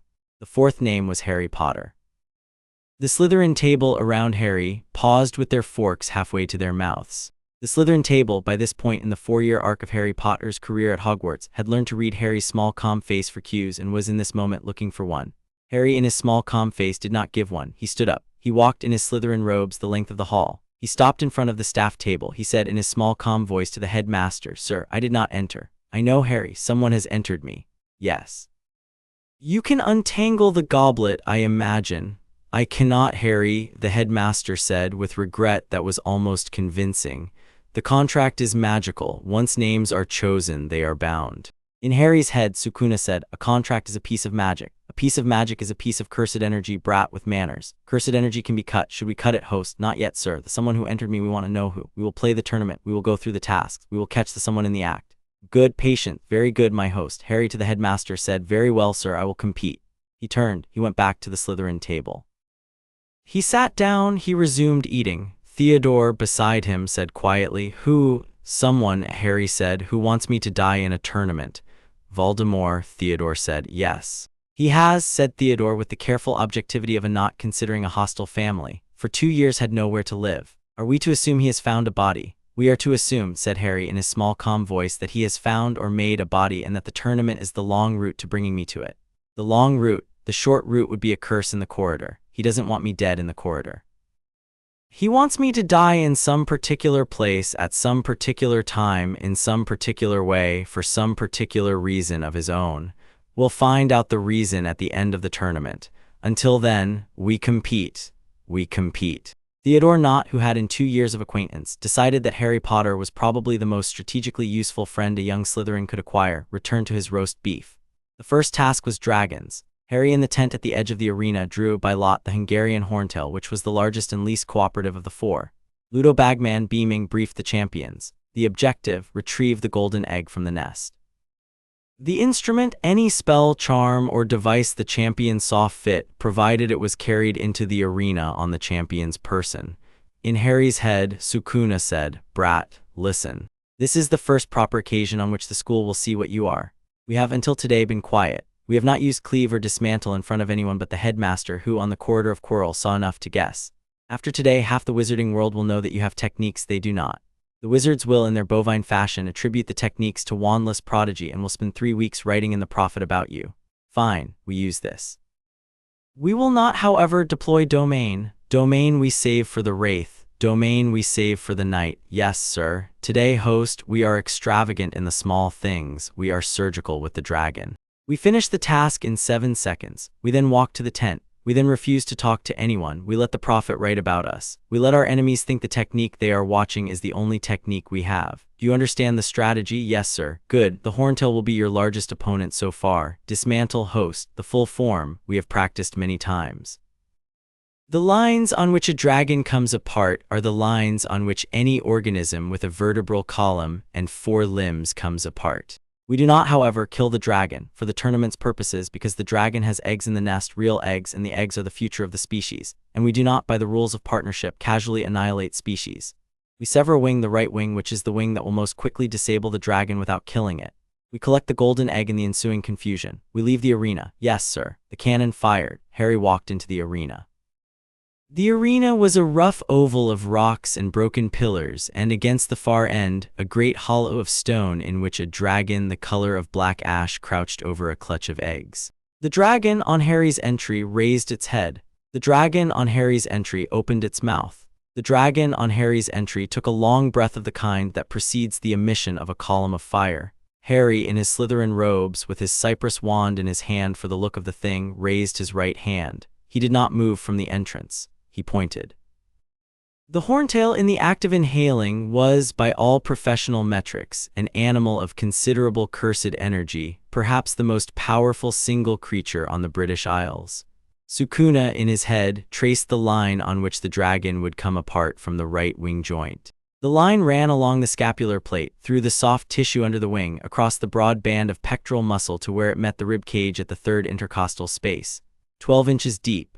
The cut, properly performed, would separate the wing from the chest and would not, Sukuna had taken pains in his calculations, touch the heart, the lungs, or the cerebellum. Harry breathed 3 in. He held 1. On the out-breath, he spoke in his small, calm voice that carried across the arena because cursed energy carries the voice when the voice is wound in cursed energy. Dismantle. 1 black-on-black line, 12 inches deep, flickered through the air between Harry's finger and the Hungarian horntail's right shoulder. The dragon's right wing fell off. It fell with the small wet finality of a thing that had been precisely cut. The dragon in mid-inhalation registered in the small surprised chamber of its dragon brain that something had gone wrong. The dragon looked at its right shoulder. The dragon looked at the wing, now lying on the rocks beside it. The dragon, by all professional dragon metrics, screamed. It screamed without releasing the fire. The fire, displaced by the scream, came out as smoke. The smoke filled the arena. Through the smoke, Harry walked. He walked across the arena to the nest. He stepped over the wing. He stepped past the convulsing dragon, which by Sukuna's calculation would survive. He stepped past the real eggs, which he did not touch, and he picked up with 2 hands the golden egg. He turned. He walked back across the arena to the entrance. The dragon behind him had stopped screaming because dragons do not, in the long view, scream for very long. The dragon was in the smoke, panting. The handlers were already racing toward the arena from the perimeter in their thick leather gear with their wands raised, ready to subdue. They would not, in the event, need to subdue. The dragon was, by the time they reached it, lying down. The wing they would, later that night, with 3 weeks of careful magical surgery and the cooperation of the Department for the Regulation of Magical Creatures, reattach. The dragon would, by the end of December, fly again. The dragon would not, by anyone's professional estimation, ever again attempt to bite a wizard. Harry, in the entrance to the arena with the golden egg under his arm, turned briefly. He looked back at the nest. He inclined his head very slightly to the Hungarian horntail. The Hungarian horntail, in the smoke, lying down on the rocks, looked up at the small, thin Slytherin in the entrance. The Hungarian horntail, in the way of dragons, recognized that whatever had taken its wing was not a wizard. The Hungarian horntail closed its eyes. The arena was, in that moment, very quiet. Then the arena exploded into noise. The crowd in the stands had had 3 seconds by then to absorb what they had seen. The Slytherins, by reflex, cheered. The Gryffindors, having decided that Harry Potter was Slytherin and therefore probably suspect, but having also witnessed a Hungarian horntail dismantled in 7 seconds, cheered after the 3rd beat. The Hufflepuffs and Ravenclaws cheered. The students of Beauxbatons and Durmstrang, in their own colors in their own corner, cheered. The judges, Bagman, Crouch, Karkaroff, Madame Maxime, Dumbledore sat in their box in various postures of professional shock. Harry walked out of the arena into the tent. In the tent he sat down. He set the golden egg on the table. He laid his cypress wand beside the egg. He folded his hands in his lap. He breathed 3 in, 1 held, 5 out. The other 3 champions, watching Harry through the gap in the tent flap, did not address him. Cedric Diggory the Hufflepuff met Harry's eyes once across the tent and inclined his head. Harry inclined his head in return. In the chamber, Sukuna said, with a kind of satisfaction Harry had not heard before, 7 seconds, my host. I had estimated 11. Excellent. We have with that small piece of work ended the Wraith's expectation that you can be ground down by attrition. The Wraith has, in his hole in some Albanian forest, just been told by his handler about the dragon. The Wraith is, at this moment, beginning to comprehend the magnitude of his error in returning. Acceptable. We continue. The second task, the egg revealed when opened underwater in the prefect's bath. A courtesy of Cedric, who had after the dragon taken a personal interest in Harry's success and had passed him the hint over breakfast, required Harry to descend in the Black Lake for an hour to retrieve a hostage taken from him by the merpeople of the lake. The hostage, when Harry presented himself at the lakeside on the morning of the task, was Hermione.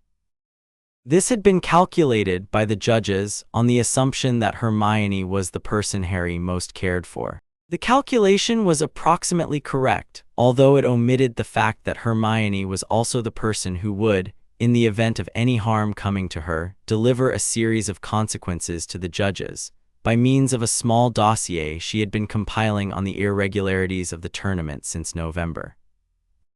Harry, on the morning of the second task, in his swimming trunks with his cypress wand and a small waterproof sheath strapped to his calf, looked across the lake at the cold gray wind-wrinkled surface. Beside him, the 4 champions were preparing. Krum was transfiguring himself partially into a shark. Delacour was casting a bubblehead charm. Cedric was casting a bubblehead charm. Harry was, in his small, calm fashion, doing nothing visible. In his head, Sukuna said, Brat, the lake. We have spent the winter working in the chamber on the second variant of the shrine. The half-shrine, the local shrine, the technique by which we can hold a small bubble of our domain around ourselves indefinitely for purposes of mobility through hostile environments. The half-shrine host, we use it today. Yes, sir. The half-shrine, properly deployed, will give us a sphere of dry, breathable, cursed energy-saturated air around the body for the duration of the task. The hour restriction is, for us, irrelevant. We could do this for 3 days if we wished. The mermaids will not interfere because the half-shrine will read, to their cursed energy sense, as the presence of a king. The Grindylows will not interfere for the same reason. The kraken in the deep of the lake, who I felt last week when I extended my senses, will be politely incurious. We will retrieve the girl. We will return. We will in the bargain take a small private tour of the lake because I would like for my own purposes to know what is at the bottom of it. Yes, sir. The cannon fired. Krum entered the water in his shark form. Delacour entered in her bubble head. Cedric entered. Harry, in his swimming trunks with his cypress wand at his calf, walked into the lake. The water was very cold. The water closed over Harry's head. The water did not, however, get to Harry's skin.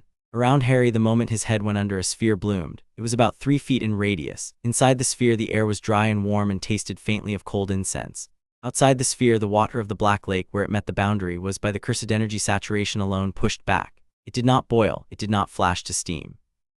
It simply withdrew the way water withdraws from a hot rock, a faint shimmering boundary between the two media, like the meniscus of a glass. In the sphere, Harry walked. He walked on the bottom of the lake in his bare feet with the sphere around him.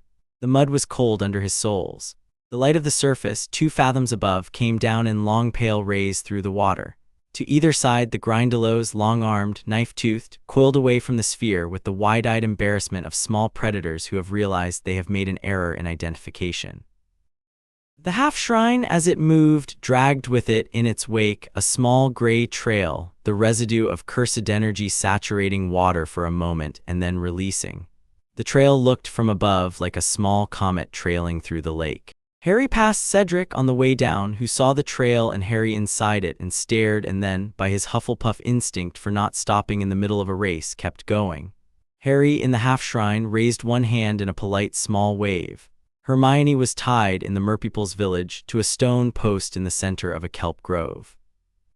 She was, of course, asleep under the tournament's enchantment and would, of course, be unharmed even if not retrieved within the hour, although the tournament had not made this clear to the champions, on the grounds that fear made for better television. Harry, in the half-shrine, walked up to the kelp grove. The merpeople around the village recognized by their cursed energy sense that the small black-haired boy in the sphere was not in any conventional metric to be opposed. Their elder, a green-skinned, wide-mouthed creature with a trident, bowed briefly in the small fluid motion of a creature bowing in water, and made a gesture that meant "Take what is yours, sorcerer." Harry, in his half-shrine, inclined his head to the elder. He extended a hand to Hermione. The sphere around him expanded without effort on Sukuna's quiet adjustment to enclose her also. The ropes around Hermione, on contact with the sphere's interior, ashed. Harry caught her in the moment of her release by the elbow. She slept on. In the sphere, in the bubble of breathable air, with Hermione cradled in his small thin arm, Harry, at 14, was no longer as small as he had been, but was still slighter than a normal 14-year-old. In the way that boys who have spent 4 years training cursed energy in spare cupboards remain slighter, Harry stood on the floor of the merpeople's village and looked briefly around. In his head, Sukuna said, "Charming, old work." The merpeople's village is older than the school, brat. They have lived here for 2,000 years, and they have not yet in 2,000 years attempted to address the wizards as equals. Acceptable. Now down to the Kraken, down to the Kraken. Harry walked further down. The lake bed sloped. The light from above grew thin and the cold grew thicker, but in the half-shrine the air remained warm and dry. After some time in the dim depth, Harry walked into a great hollow in the rock, a cave that had been a cave before the merpeople had been in the lake, before the lake had been a lake, before the school had been built above. In the cave, in the dark, in the slow, cold currents, something the size of a sailing ship breathed. The Kraken, for it was a Kraken of a small, undignified British variety, perhaps a quarter the size of the great Krakens of the Mediterranean and the Pacific, was an ancient creature, made mostly of pale gray muscle, with eyes the size of dinner plates and a beak the color of old bone. The Kraken lifted its head when Harry's half-shrine entered the cave. The Kraken, with its cursed energy sense, took in the half-shrine. The Kraken took in Sukuna inside it. The Kraken, with the slow patience of a creature 10,000 years old, lowered its head and went, by way of one long tentacle, very politely into a small bow. Sukuna, in Harry's head, said, "Hello, old one." The Kraken did not reply, because the Kraken did not, by inclination, speak. The Kraken only inclined its head further in acknowledgement. "We are passing through. We will not, my host and I, disturb your residence. We may in the years to come return for advice. I trust this is acceptable." The Kraken, in the slow patience of its 10,000 years, inclined further. Sukuna, in the chamber, inclined back. Harry, in the half-shrine, with Hermione in his arm, did not see the bow on either side, because Harry was not, at 14, the kind of host who participated in his guests' old courtesies. He only knew in the small private chamber of his mind that something between Sukuna and the Kraken had been settled.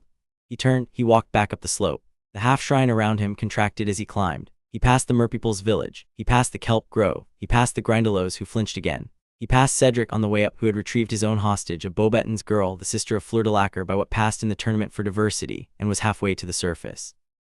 Cedric, on seeing Harry overtaking him in a wake of incense, lifted a hand. Harry lifted his. Harry surfaced in the half-shrine 3 minutes shy of the half-hour. He stood in the sphere on the platform. The sphere collapsed the way smoke collapses when you take the kettle off. The water of his hair, which had not yet been wet, became wet on contact with the open air. Hermione, in his arms, blinked, surfaced from the enchantment, and said, "Oh." Harry set her down carefully on the platform. He picked up his cypress wand from its sheath at his calf. He looked up at the judge's box. The judge's box was in unison, staring. Ludo Bagman, recovering first, with the bonhomie of a man whose job was to recover first, boomed across the lake. And Harry Potter surfaces at the 27-minute mark. Ladies and gentlemen, well within the time limit, with his hostage retrieved, in what appears to be a wholly novel technique not in the rules of the tournament.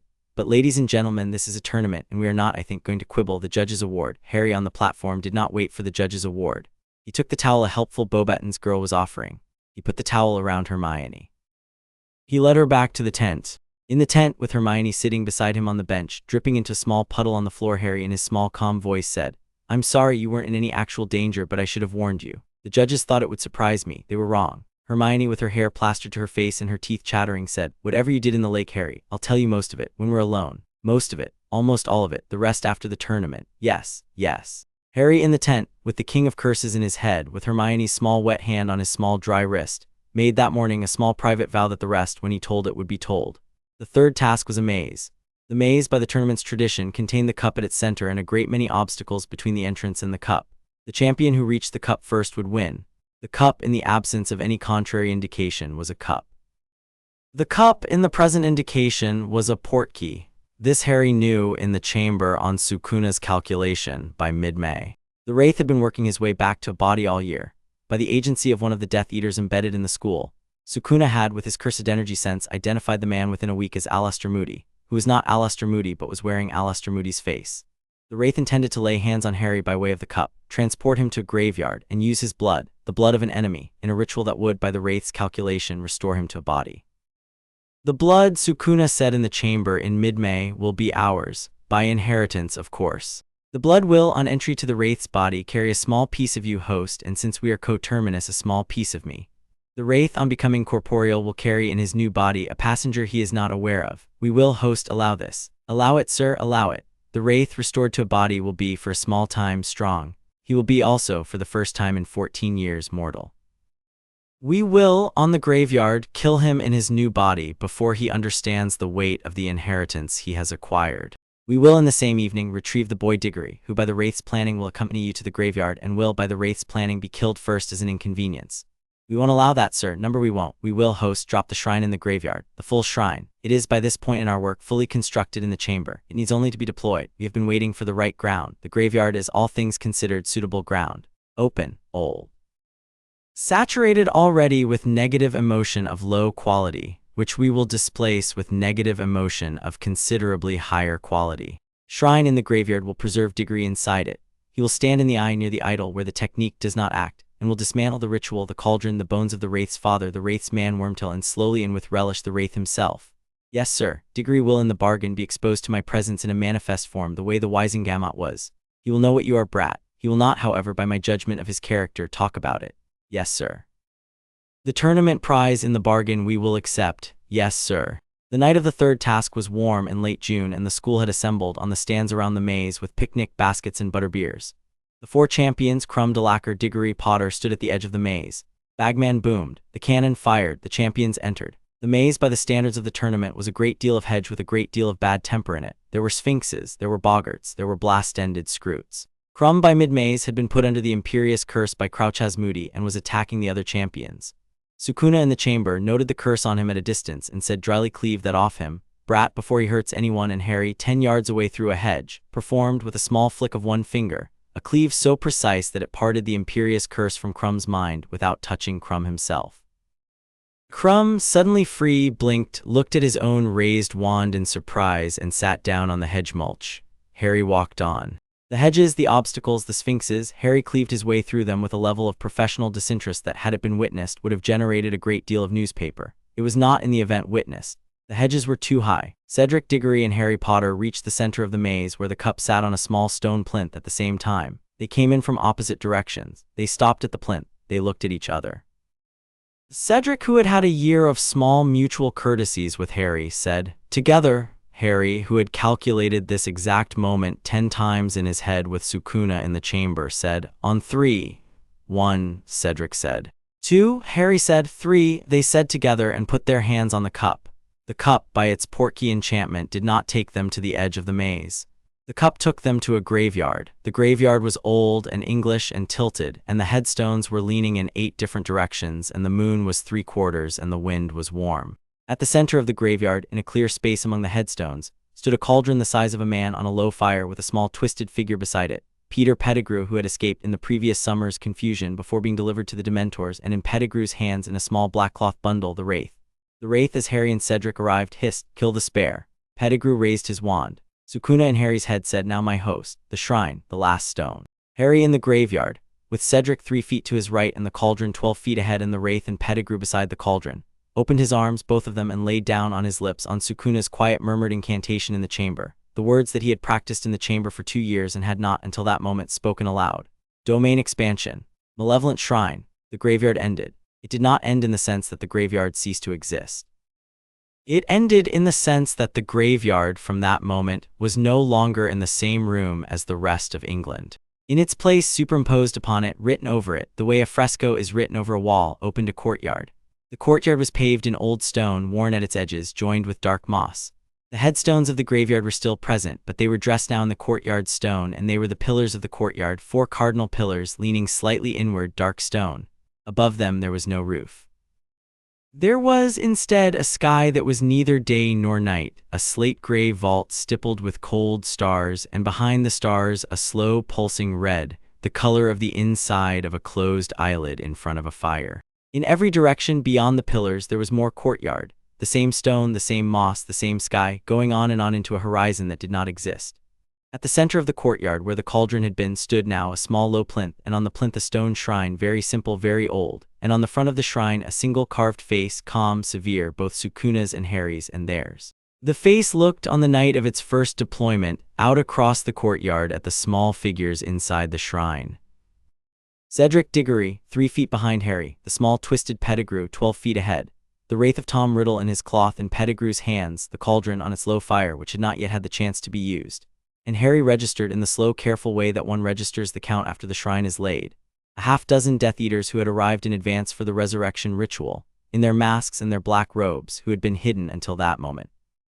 In the shadows behind the headstones, there were, by Harry's count, 6 Death Eaters. He recognized, by the cursed energy sense, the Lestranges, Bellatrix, who was in a class of her own, Rodolphus and Rabastan.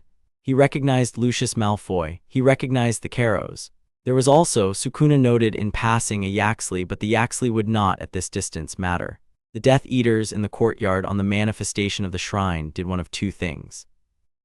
The Death Eaters who were career sorcerers, who knew in their bones what a domain expansion was, the Death Eaters who were elder, who had read in their family libraries the records of the Hyan Wars, went, in unison, the color of paper. The Death Eaters who were not career sorcerers raised their wands and shouted curses into the air, because that was their training. The curses in the saturated cursed energy of the shrine sputtered out before they had crossed a foot of air.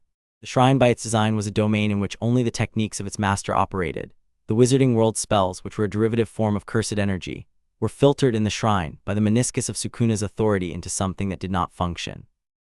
Bellatrix Lestrange, in her cracked mask with her wand raised, recognized, in the way only the most adept of her colleagues recognized, that she was inside an absolute. She lowered her wand. She did not run because there was nowhere inside an absolute to run to. The wraith of Tom Riddle in Pettigrew's hands screamed. It was the same scream he had screamed in the corridor 2.5 years ago when Harry had dismantled Quirrell. It was a higher scream. It was the scream of a wraith who recognized that the recurring nightmare of his last 3 years, the great inevitable that had been gathering in the back of his head since he had first seen the small black-haired boy at the Slytherin table in 1991, had come, on this evening, at last to its conclusion. Cedric Diggory, 3 feet behind Harry in the eye of the shrine near the idol where the technique did not act, Cedric, who had a stricken expression, who had been about to be killed, Cedric said only in a small, steady voice that was, all things considered, a credit to Hufflepuff, "Harry, what is this place?" Harry in the center of the courtyard, with the King of Curses now standing visibly beside him. Sukuna had stepped out of the chamber in the moment of the shrine's deployment, and stood at Harry's left, forearm, two-faced, tattooed.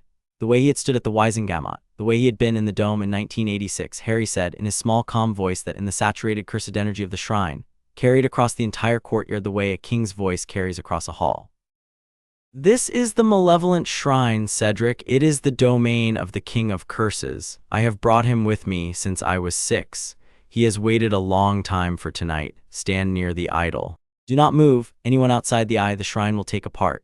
Cedric, who had had a year of small mutual courtesies with Harry Potter and was a Hufflepuff and was, by inclination, courteous, did not move. Sukuna beside Harry looked across the courtyard at the Wraith and at Pettigrew and at the 6 Death Eaters. He said in the voice he had used to the Wizengamot very dryly, "My host has elected this evening to handle the matter himself." He stepped back. Harry stepped forward. He stepped forward in his triwizard robes in the center of the shrine, with the cypress wand in his sleeve and the King of Curses at his shoulder, and he raised his right hand. He looked at the Death Eaters first.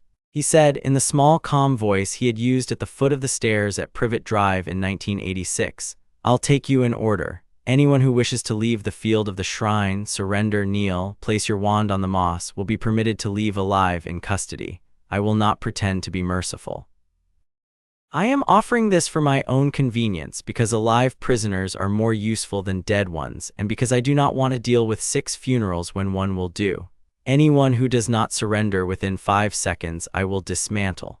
The shrine, as you can see, allows me to do this without lifting my hand." Bellatrix Lestrange, who had not surrendered to anything in her career, did not surrender. Bellatrix Lestrange instead made a small noise of contempt and raised her wand and attempted a curse. The curse in the shrine sputtered. Bellatrix Lestrange, by Sukuna's small specific intervention, not her brat, not yet. She is the Wraith's hand, and we want the hand to carry our message back into the field. Did not come apart at the lines on which all human beings come apart. Instead, the cursed energy of the shrine wrote on her bared forearm over the dark mark, a second mark in the color of nothing that pulsed once and faded into her skin. Bellatrix, after the second mark had pulsed, would not for the rest of her life be able to look at Harry Potter without feeling in a small unwelcome part of her that she had already lost. She did not, however, die. Sukuna had used still for the Wraith's hand. The other 5 Death Eaters surrendered. They surrendered in a great deal of haste. They put their wands on the moss. They knelt. Lucius Malfoy, in particular, knelt the most carefully. The Lestrange brothers, having watched their sister-in-law shudder under the second mark, knelt also. The Carrows, who had a great deal of cunning but very little courage, knelt. Bellatrix, after a long moment in which she stared at Harry the way a creature stares that has been told for the first time that it is not, after all, the predator, Bellatrix lowered her wand and stood very still on the moss. She did not kneel. Sukuna in the chamber observed, acceptable. She will not run yet. She will run at the right moment. That is what we want. Harry, in the center of the shrine, nodded briefly. The wands of the 5 surrendered Death Eaters, by Sukuna's flick of one of his 4 hands, ashed on the moss. The masks of the 5 surrendered Death Eaters, by the same flick, ashed. Harry then looked at Pettigrew. Pettigrew, in his small twisted way, with the wraith in his hands, fell to his knees. He began to babble. He had, he said, been forced. He had, he said, never wanted any of this. He had, he said, owed Voldemort a life debt and had no choice. Harry, in the small calm way that he had developed, listened to the babble for 30 seconds and then said, "Mr. Pettigrew, you betrayed my parents in 1981. You spent 12 years living in the family of a friend of mine as a rat. You allowed an innocent man to be in Azkaban for 12 years. You escaped justice last year by an act of cowardice. You have this evening transported the wraith of your master to a graveyard for the purpose of murdering my friend Cedric by way of pretext and then me. I do not, sir, intend to dismantle you. I intend to give you to the courts. The courts, of which I have some recent experience, will hear you out. They will then, by their procedures, deal with you. You will, however, give up the wraith." He extended his right hand. Pettigrew, weeping, set the small cloth bundle down on the moss. He stepped back. The wraith, exposed on the moss, looked up at Harry. Sukuna, behind Harry, said softly, "Not yet, my host, sir, not yet. Listen. The wraith has, since 1981, scattered himself into objects. We have between us accounted for one, the diary. There are others. If we end the wraith in this body tonight, the others sit unfound and become a future child's problem. We let him live, brat. We let him return to his hiding place, frightened, knowing now what he's up against, and we let him gather his courage and his Death Eaters and come at last to a field of our choosing, on which we can take him and his anchors together.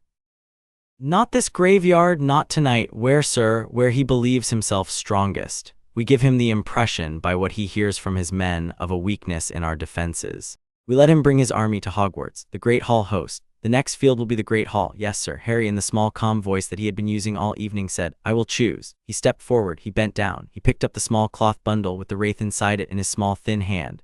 He looked at it. He said, "We will not save the cleaving for tonight. Tonight you live. I want to look at you first. I want you to understand, Tom, who has done this to you. Who has spent the last 8 years undoing your every plan from the inside of a starveling boy you decided to murder. I want you to understand that I was, since I was 6, the King of Curses host. That every move you have made since 1986 you have made against an opponent you did not see. That every plan you laid since 1986 has been my plan to make. I want you, Tom, before you die, to understand that you have, your entire life since the cradle, been quite mistaken about what was important. The important thing was never the prophecy. The important thing was never the body. The important thing was never the immortality. The important thing was that in the long, quiet courses of fate, a 1,000-year-old monster in a velvet-lined dome reached out in 1986 to a 6-year-old boy on the wrong side of a velvet rope, and the boy said yes. That is the thing that defeats you, Tom. Not me, not my parents, not my godfather, not Albus Dumbledore. The bargain in the auction house off Sotheby Street. The bargain you could not have known about and could not have prevented and cannot now reverse." He paused. He turned the cloth in his hand. "I am letting you go, Tom, tonight, not for mercy, for accounting. I want, before we end this, every anchor you have laid in the world to be in front of me at the same time. I want your hand, the woman who would not kneel, to carry that message back to you. I want you, Tom, to bring everything you have left in the world to Hogwarts in due course, because at Hogwarts, on a field of my choosing, I will end you, your anchors, your Death Eaters, your snake, and your name in the same breath. Take the message. Go, run, little shade." The cloth bundle in Harry's hand hissed once, a small, thin, desperate hiss of something that had thought 3 minutes ago that it was about to win, and twisted out of his fingers. The wraith in the saturated cursed energy of the shrine could not survive long, and Harry, by the smallest possible adjustment, opened a small, thin corridor through the meniscus of the shrine for the wraith to leave by. The wraith, in a small vapor trail, fled, the way it had fled the corridor in 1992, only weaker. In Harry's hand, the empty cloth fell to the moss. Bellatrix Lestrange in the courtyard watching registered in the cursed mark on her forearm the small thin path along which her master had gone, and registered also that she had been let live to follow him. She did not speak. She lowered her head. There was in the wraith's absence a faint smell of cold incense. Harry, in the center of the shrine with the cloth residue at his feet, turned. He looked at Cedric Diggory in the eye of the shrine near the idol. Cedric, by all visible signs, was alive and intact and breathing. Cedric inclined his head. Harry, in his small, calm voice, said, "Shrine, collapse." The shrine collapsed. It did not collapse the way the half-shrine had collapsed, by withdrawing. The shrine collapsed the way a great cathedral collapses, by withdrawing into a center point and then reabsorbing into the courtyard of the chamber, where it would, by Sukuna's small affectionate adjustment, remain for the rest of Harry's life, fully built and fully ready to be deployed again.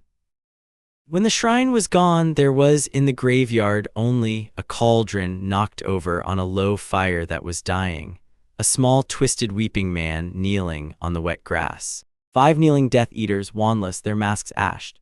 Bellatrix Lestrange, standing on the wet grass with her unmarked wand still in her hand and a small terrible knowledge on her face.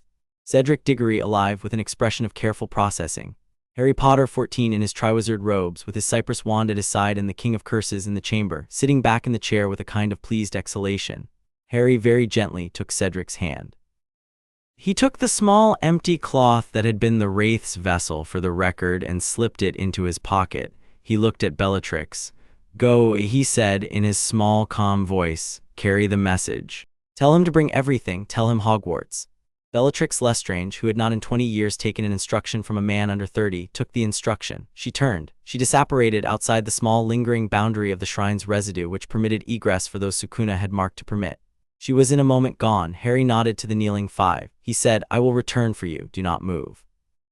The cursed energy of the shrine has left a small mark on this ground. Should you attempt to flee, I will know and I will come back." "Yes." The kneeling Death Eaters in the wet grass nodded. Harry led Cedric back to the cauldron's edge. He picked up in his other hand the triwizard cup, which had not been moved by the portkey, only used as one, and which sat on the grass beside the cauldron, and the cup which would, by its enchantment, take them back to Hogwarts. He looked at Cedric.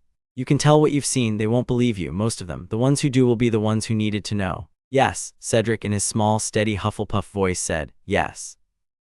Harry in his small, calm voice said, "You're a good man, Cedric Diggory." Cedric, after a moment, said, "And you are, Harry, you are. I am his host."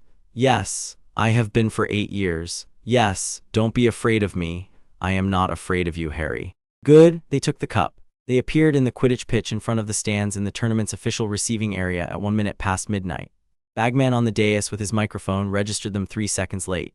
And their back, both champions back, ladies and gentlemen, Diggory and Potter, both holding the cup. It's a tie or possibly, but the crowd, after a small puzzled hesitation, cheered. Albus Dumbledore in the front of the stands, with his half-moon spectacles glinting in the warm summer night, did not cheer. He looked instead at Harry. He looked instead at Cedric. He looked instead at the small cloth residue in the corner of Harry's pocket. He looked instead for a long moment into the inside his head place where by his own subtle methods he could feel things, and he felt very faintly what had that evening taken place. He stood up. He came down the steps. He met Harry at the foot of the dais. He said very gently, "Mr. Potter." "Yes, sir." "Voldemort. He is diminished, sir." "Diminished in the sense of run off, sir." "Weaker than before. I let him go." "You let him go?" "Yes, sir. He has, I am given to understand, a number of soul anchors in the world. We have accounted for one, the diary, sir, in 2nd year. There are others. I want them all in front of me at the same time. The Wraith will come back. He will come here. I have invited him." "To Hogwarts," said Albus Dumbledore very gently. "Yes, sir, on a field of my choosing, with the children evacuated, with the order ready. I do not, sir, intend to lose a single student. I do not intend to lose a single staff member. I intend to deploy in the Great Hall on a night of the Wraith's choosing the technique I deployed in the graveyard in its full form, with every anchor of his I can persuade him to bring with him. I will give you, in the days to come, my full plan. I will also, finally, answer your questions of 1992. I see, said Albus Dumbledore, who was beginning by visible signs to see. He looked at Harry for a long moment over the tops of his half-moon spectacles. He looked at Cedric. And Mr. Diggory, said Harry, behaved with great courage and great composure throughout the night, sir. He will tell you when he is ready what he saw. Yes, said Albus Dumbledore. He turned to Cedric. Mr. Diggory. Cedric, who was a Hufflepuff and who had been told by Harry that he could tell what he had seen, looked at the headmaster for a long moment. He said, Sir, there were Death Eaters. There were 6 of them. 5 are still in the graveyard, kneeling on the wet grass, wandless. 1 is in 7 pieces. Peter Pettigrew is also at the graveyard. The Wraith Voldemort is gone. Harry, sir, dealt with all of it. I think the Ministry should retrieve the surrendered Death Eaters as soon as possible. Albus Dumbledore considered this for a long moment. He looked at Harry. Mr. Potter, he said gently, would you at long last consent to tell me a few things this evening? Harry, in his small, calm voice, said, Yes, sir. He looked at the headmaster. I will tell you everything, sir. Including, he added, in a voice that for the first time in years had a small flicker of warmth at its edge, the kind of warmth that the small bath after the cold day had in 1986, the bit you have been waiting to be told since the 3rd floor in 1992. Albus Dumbledore, who had been headmaster of Hogwarts for a great many years and chief warlock of the Wizengamot for a great many others, who had in his quiet manipulative way been an architect of the survival of the boy in front of him, who had in the last 8 years watched a small, thin, watchful Slytherin take apart half the conventional wisdom of his career one quiet evening at a time, Albus Dumbledore very gently said, Thank you, Harry. In Harry's head in the chamber, the King of Curses in his chair, looking out at the courtyard of the now fully built shrine, lit a cigarette he did not need and exhaled smoke into the courtyard and said only, Year 4, my host. A dragon, a lake, a graveyard, a boy saved. A wraith sent home with a flea in his ear and an instruction to return with everything he has. Acceptable, yes, sir. The strategy was patience, sir, until it wasn't. Good boy. Cedric, beside Harry, looked at Harry once, with the small, careful Hufflepuff look of a boy who had in the last hour been admitted to a confidence that he intended, for the rest of his life, to keep. Harry, very small, inclined his head to Cedric in return. Above them, the warm summer night went on. Inside, in the small private chamber of Harry's mind, the courtyard of the shrine, fully built at last, sat under its slate-gray sky, and waited for the next time it would be needed. It would not, by Sukuna's calculations, have to wait long. Chapter 7, The Great Hall. The summer between the Triwizard Graveyard and the day Voldemort came to Hogwarts was the busiest summer of Harry Potter's life. He spent it at Grimmauld Place. He spent it also in the chamber with Sukuna, going line by line through the inventory of soul anchors, Horcruxes, as the wizards inelegantly called them, that Sukuna had detected on the Wraith in the graveyard and Albus Dumbledore had over the course of several long evenings on the second-floor study sofa confirmed. There were on the headmaster's count 6. There were on Sukuna's count by the residue on the Wraith 7. The discrepancy, Albus Dumbledore explained, was that the Wraith had created a 7th accidentally, in October of 1981, on the night that he had attempted to kill the Potter's 15-month-old child and had instead, by the unanticipated protection of Lily Potter's working, rebounded. The 7th, said Albus Dumbledore on the second-floor sofa with his half-moon spectacles in his hand and his eyes very tired, is in you, Harry. Yes, sir, said Harry. I have known since I was 6. Albus Dumbledore on the second-floor sofa set his half-moon spectacles down on the side table. He said very softly, Tell me about that, Harry. And Harry, with Sirius in the doorway and Hermione on the rug and the King of Curses in the chamber, told him. He told him about the auction at Sotheby Street. He told him about the conversation through the dome. He told him about the bargain partner, not possessor. He told him about the cleave on Vernon Dursley's hand. He told him about the 4 quiet years in the second bedroom and the small park at the end of Magnolia Crescent.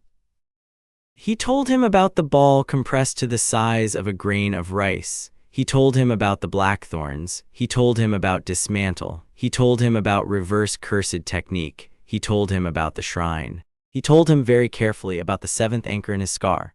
Sukuna, said Harry in his small calm voice, burned it out of me in 1989, sir. The technique he used through me was a partial reverse cursed technique inverted to expel the foreign cursed energy lodged in the scar. It took some hours. It was not pleasant. The fragment expelled, that is, I think, what you have been calling the 7th Horcrux, is not in me any longer. It is, in fact, currently in the small leather pouch in the 3rd drawer down at number 12 Grimmauld Place, where I have kept it for 6 years because I thought it might one day be useful to you in your enumeration. You may verify the disposition with your own instruments at your leisure. Albus Dumbledore on the second-floor sofa did not at first reply. After some time, a long time, he said, Harry. I have in my career been wrong about a great many things, and I have been, in particular, wrong about you. I have spent the last 4 years believing privately on the basis of the prophecy in the seventh anchor and a great deal of other private evidence, that in order for Tom to die you would also have to die. I have been preparing for it. I have in my way mourned for it in advance. I owe you, Harry, an apology so large that I do not in this moment know how to deliver it. Sir, said Harry in his small calm voice, you owe me no apology. You have in your way looked out for me from the day I was a year old. You have been wrong about the means, you have not been wrong about the end. The end is that the wraith of Tom Riddle dies. We are agreed. We are agreed. On a field of my choosing, with the children evacuated. Yes, do you trust me, sir? Albus Dumbledore looked at the 15-year-old in front of him. Harry had turned 15 in the days between the graveyard and that conversation, and looked at the small, lean, watchful face that had been 4 years old in 1984 and 6 years old in 1986 and was, on the present count, larger than any of his calculations had room for. Yes, Harry, he said, I trust you. The plan, when it was laid out, was simple in the way that the best plans are simple. It had 3 pieces.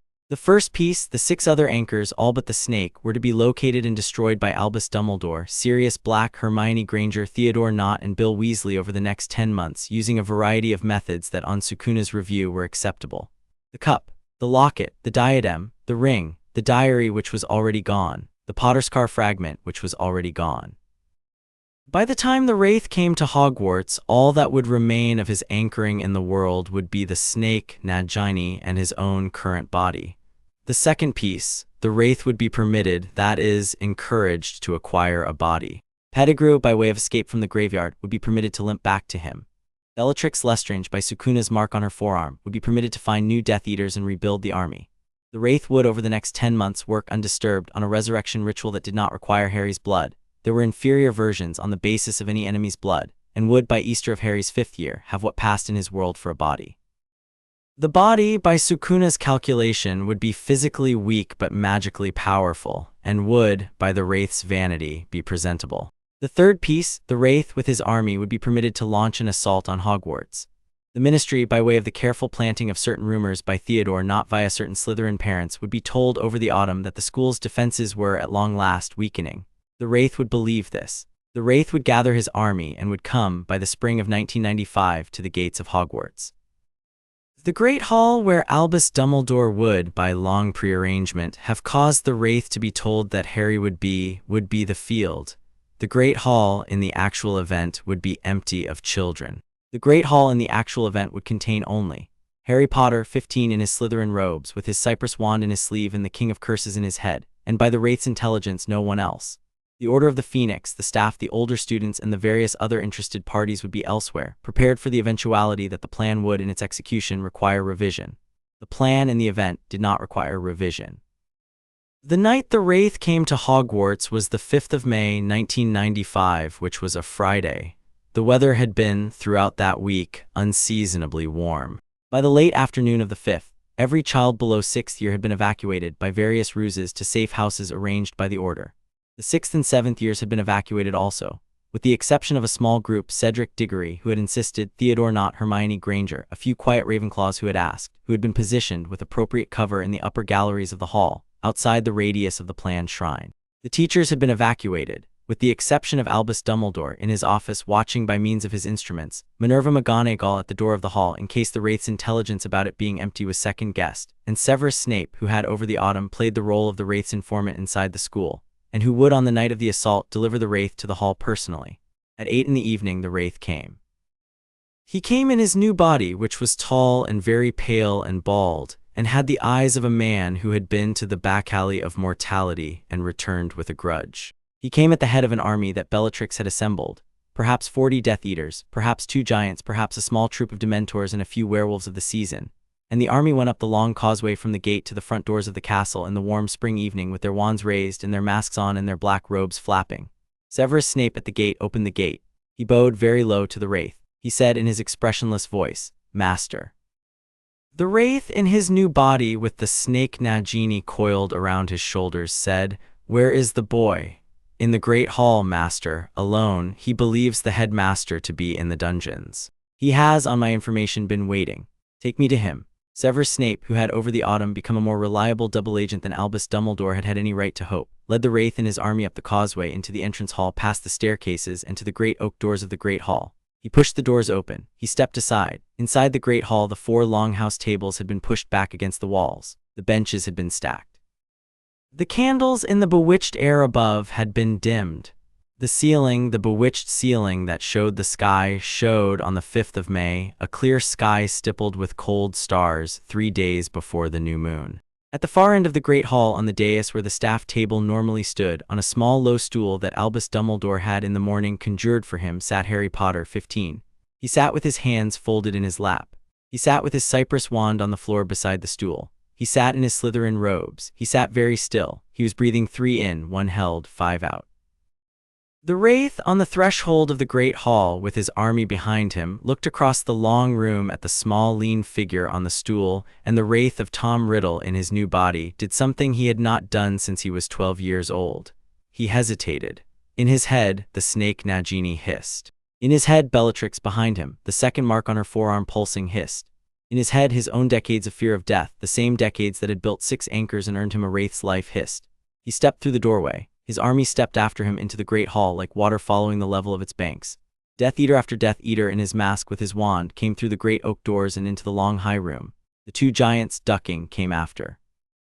The Dementors in a small cold cluster came after. The werewolves in their black coats came after. The doors of the Great Hall behind the last werewolf closed of their own accord. They did not close because the Wraith had closed them. They closed because Albus Dumbledore, 3 floors above in his office with his hand on the small instrument that controlled the doors of the Great Hall, closed them. Inside the Great Hall at the far end of the room on the dais, Harry Potter set his hands on his knees. He stood up. He looked across the long room at the Wraith, at the army, at the snake, at Bellatrix, at the giants, at the Dementors, at the werewolves. He said in his small calm voice that, in the saturated cursed energy of the chamber where he had been preparing for 10 months, carried the length of the Great Hall, Tom. The Wraith on the floor of the Great Hall said, "Boy, you came. I came. I am glad. You will not be glad in a minute." "I will be glad in a minute, Tom. Listen carefully. Listen carefully for 2 reasons. The first reason is that I am about to recite, for the benefit of the historical record, the inventory of the soul anchors you have placed in the world over the last 50 years and the disposition of each. The second reason is that immediately after I have finished the inventory, I am going to deploy a technique in this room, and you will not, on the deployment, have the leisure to be told. Listen now." He extended his right hand. He counted on his fingers very slowly, the way a small accountant counts. 1. The diary made in 1942, hidden in the bottom of a Slytherin Lucius Malfoy's possession, given by him in the summer of 1992 to Ginevra Weasley. Cleaved in the Hogwarts Library, October 1992, by myself in front of 2 witnesses. Ash. 2. The ring of your maternal grandfather, hidden in the foundation stone of the Gaunt Cottage in Little Hangleton. Destroyed by Albus Dumbledore in September 1994 with the assistance of the sword of Godric Gryffindor. 3. The locket of Salazar Slytherin, hidden by your old employer Hepzibah Smith in the cave on the southern coast you remembered from your orphanage outing. Retrieved by Albus Dumbledore and Sirius Black in November 1994. Destroyed by Hermione Granger with the same sword in December 1994. 4. The cup of Helga Hufflepuff, hidden in the vault of the Lestranges at Gringotts. Retrieved in a transaction whose details I will not commit to the record, by Theodore Knott in February 1995. Destroyed. 5. The diadem of Rowena Ravenclaw, hidden in the room of requirement on the 7th floor of this very castle. Retrieved by myself in March 1995. Destroyed. 6. The fragment of yourself you accidentally lodged in my forehead on the 31st of October 1981. Expelled from my scar by partial reverse cursed technique in 1989 by my partner. Currently in a leather pouch in the 3rd drawer down of a writing desk at number 12 Grimmauld Place. Inert, to be destroyed later this evening after this conversation at my convenience. 7. Your snake Nagini, coiled at present around your new body's shoulders, to be destroyed this evening in this hall by the deployment of my technique. That is the inventory, Tom. There are no others. I have, for the record, given you 10 months and counting to verify it. You have not, by any record I am aware of, used the 10 months to verify it. You have used the 10 months to assemble an army. The army is, on present count, perhaps 44 sorcerers, 2 giants, 6 dementors, and 4 werewolves. The army is in this room. The doors of this room have been sealed behind you by Albus Dumbledore, 3 floors above us, on a small instrument he has had in his office for the duration of this evening. The army cannot leave. The army cannot apparate because the Hogwarts wards extend to the Great Hall and have been double warded for the present occasion. Army cannot portkey out because the headmaster has, in the last 2 minutes, dispelled all portkeys within the castle. The army is Tom in a small high-ceilinged room with a small lean boy at the other end of it, and you have, in your 50 years of pursuing immortality, never been more thoroughly cornered. Now, listen. He paused, he breathed, he said, I'm giving you one chance, to you only, not to your Death Eaters, not to your snake, not to your giants, to you, kneel Tom on the floor of this hall. Surrender. I will give you, in exchange, the rest of your life, perhaps 3 months in a sealed ministry cell under the supervision of Madame Bones, while your body, which is, by your own intelligence, fragile, runs out its short biological clock. You will die in the cell of natural causes. You will die in a body. You will die a man instead of a wraith. You will die at the end of 50 years of effort that by the means and not the ends finally produced you a small irregular victory. You will die slowly with cake on Tuesdays. Do you accept? The wraith of Tom Riddle on the floor of the Great Hall did not accept. The wraith of Tom Riddle on the floor of the Great Hall with the snake at his shoulders and the army behind him laughed. He laughed in the high mirthless way that the wraiths of Tom Riddle laughed. He said, Boy Avada Kedavra. The killing curse left his wand. It crossed the length of the Great Hall. It struck Harry Potter 15 in the chest. Harry Potter 15 with his hands folded at his sides did not fall. The killing curse in the saturated cursed energy that had been gathering around Harry for the last 10 months, a kind of pre-shrine, a layer of preparatory atmosphere, sputtered. It sputtered the way the curses had sputtered in the graveyard. It sputtered as a candle sputters under a glass. In Harry's head, Sukuna said very softly, Now my host. Harry on the dais, with the killing curse dissolving against his shoulder, opened his arms. He spoke in the small calm voice that had become over 15 years the voice of a king. Domain expansion. Malevolent shrine. The Great Hall ended. It did not end in the sense that the Great Hall ceased to exist. It ended in the sense that the Great Hall, from that moment, was no longer in the same room as the rest of Hogwarts. In its place, superimposed upon it, written over it, the way a fresco is written over a wall, opened a courtyard. The courtyard was paved in old stone, worn at its edges, joined with dark moss. The longhouse tables against the walls became the courtyard's stone. The benches stacked became the courtyard's plinths. The 4 cardinal pillars, the 4 corner pillars where the houses had once been seated, leaned slightly inward, dark stone in the courtyard's pattern. Above them, the bewitched ceiling of the Great Hall went out. There was, in its place, a sky that was neither day nor night, a slate-gray vault stippled with cold stars and with, behind the stars, the slow pulsing red of an eyelid in front of a fire. In every direction beyond the courtyard, there was more courtyard. The same stone, the same moss, the same sky, going on into a horizon that did not exist. At the center of the courtyard, on the dais where the staff table normally stood, and where Harry's stool had been stood now, a small low plinth, and on the plinth a stone shrine, very simple, very old. And on the front of the shrine a single carved face, calm, severe, both Sukuna's and Harry's and theirs. The face looked on the night of its second deployment out across the courtyard at the figures inside the shrine. The figures by count. The wraith of Tom Riddle in his new body with the snake Nagini coiled around his shoulders, 12 feet down the courtyard from the plinth. Bellatrix Lestrange at his right shoulder, the second mark on her forearm now glowing the color of nothing. 43 Death Eaters in their masks, in their black robes behind the wraith.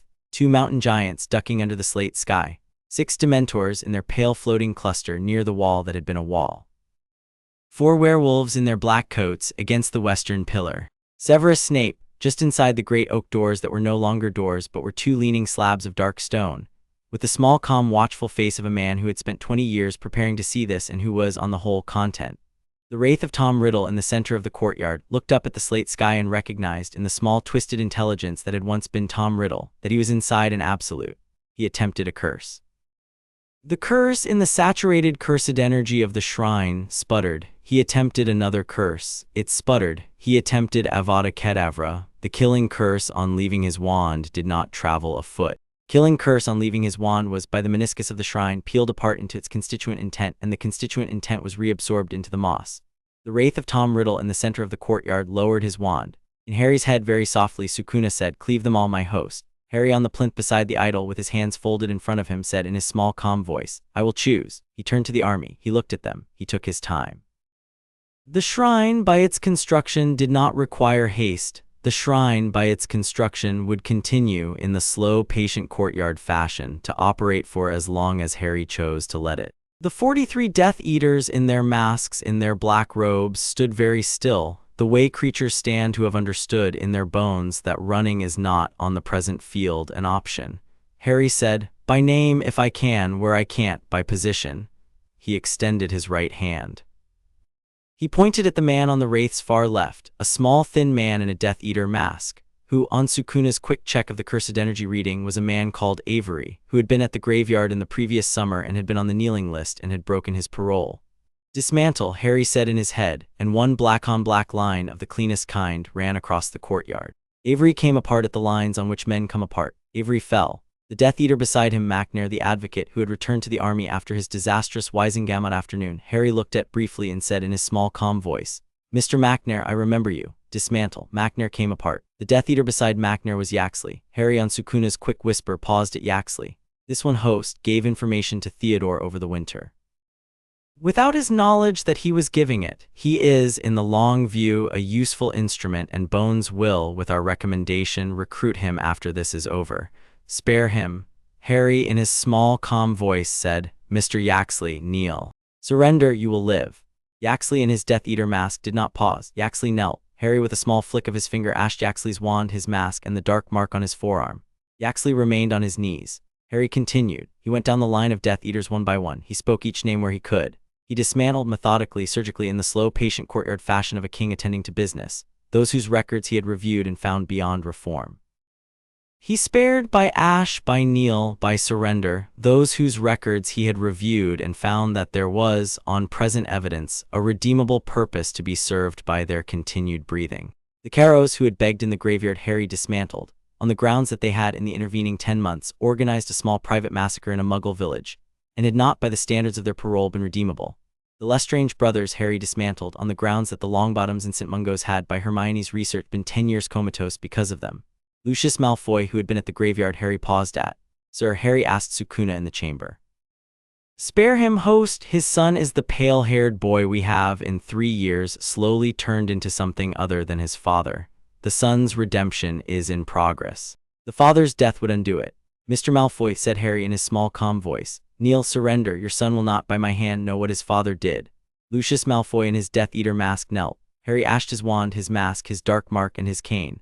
Lucius Malfoy, on his knees in the courtyard of the shrine with his pale hair falling across his pale face, did not look at the wraith. He looked at the moss. Harry continued. He went in his small, calm voice through the army. By the time he had reached the last Death Eater, 27 of the 43 were in pieces on the moss in the slow, patient courtyard fashion, and the moss was very faintly beginning to absorb the pieces, the way the moss of the graveyard had absorbed the cloth residue of the wraith in the previous summer.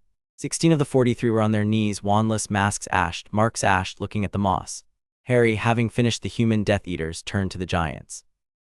"2 large targets," Sukuna observed in the chamber. "They have been used as siege engines. They have not, in their own persons, exercised malice. They are, by inclination, dumb creatures. Reverse cursed technique on the small wounds we made to compel them into service, host, and they will leave the shrine quietly. We will permit this."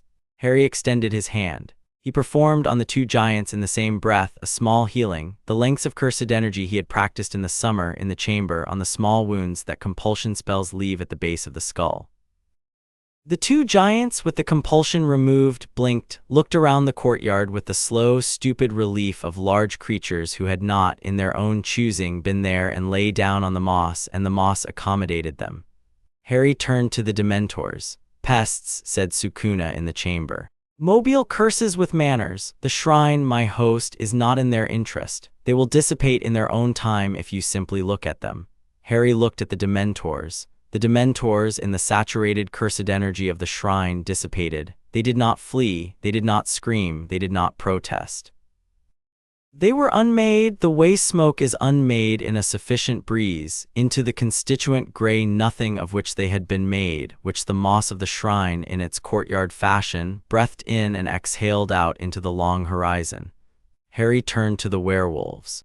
The werewolves, who were not at that moment in wolf form, the moon being 3 days off, were 4 men in black coats who had in their human shape looked at Harry while the inventory of the Death Eaters had been read, and who had by visible signs been thinking. Harry, on Sukuna's quick whisper, did not dismantle them. "Mr. Greyback," he said, addressing the largest of them, "kneel, surrender, you will be permitted to live."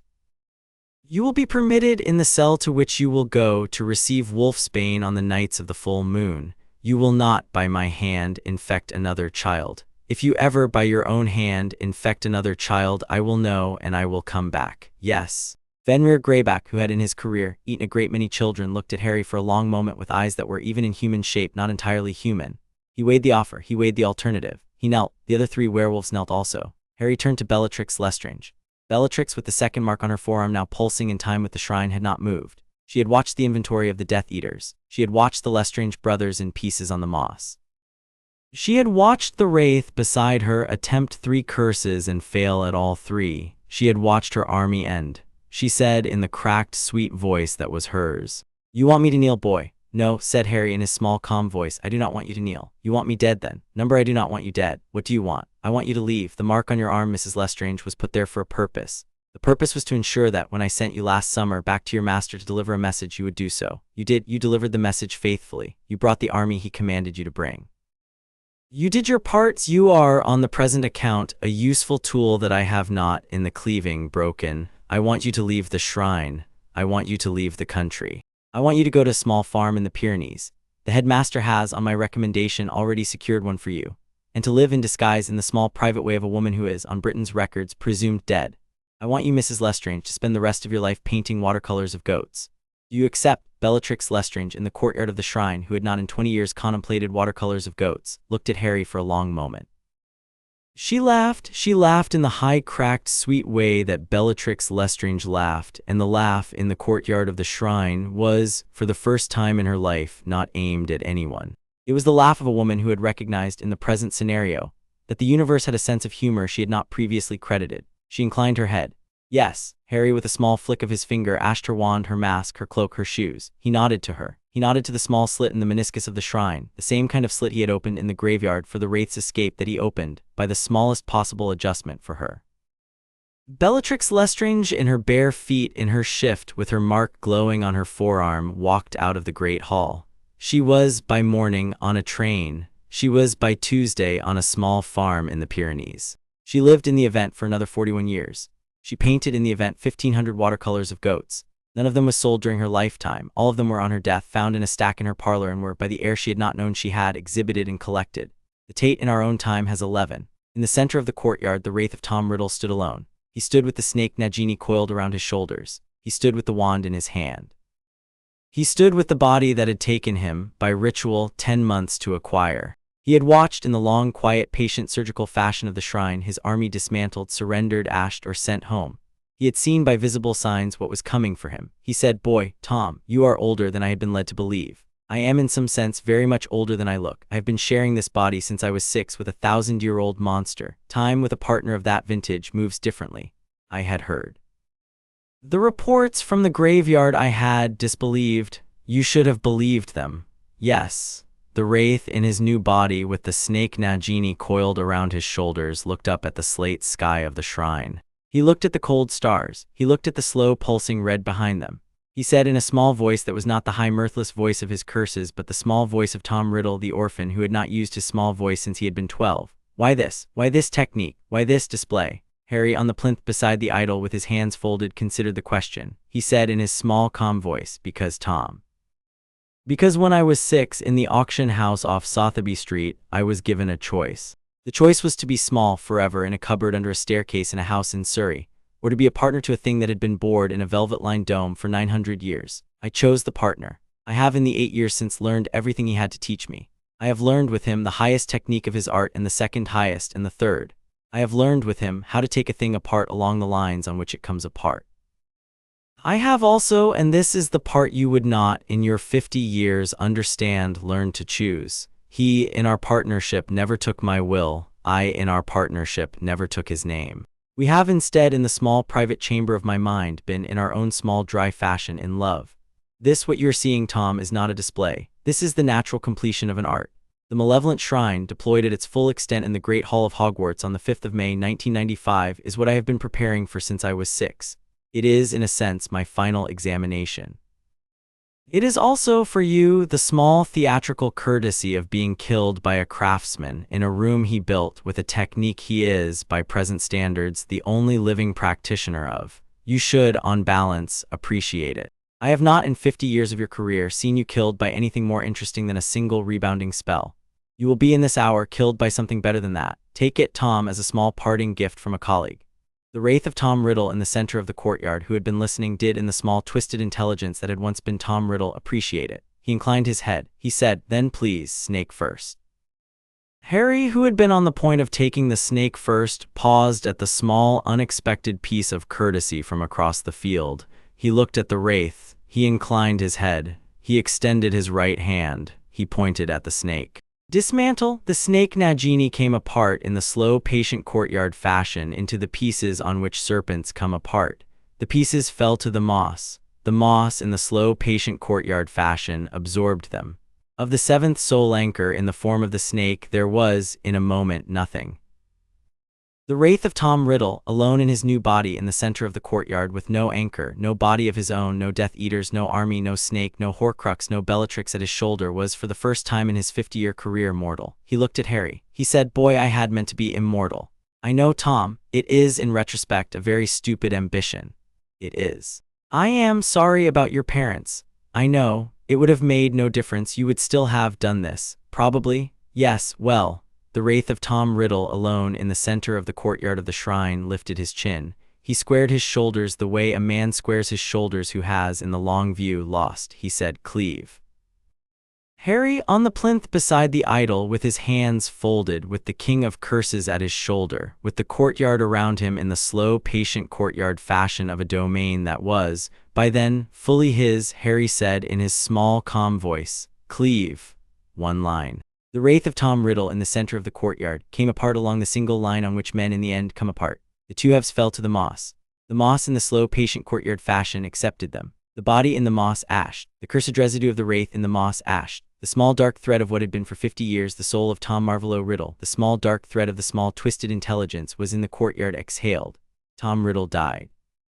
He died in a body. He died at the end of a 50-year career he had constructed with great effort and great ingenuity and great cruelty, and which had in the present hour ended on a field he had been invited to, on a date that the small lean boy on the plinth had chosen, by a technique the small lean boy had been preparing for 9 years.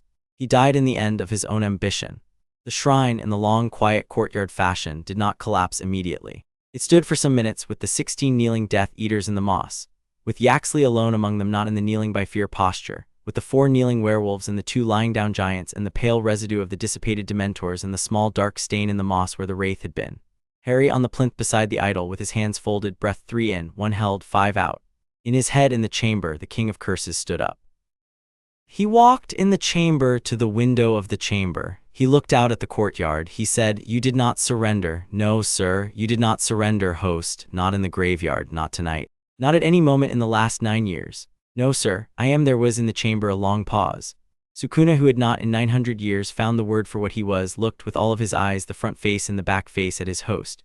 He said at last, the smallest possible word in the driest possible voice, "Pleased." Harry on the plinth in the center of the courtyard did not by visible signs smile. He breathed.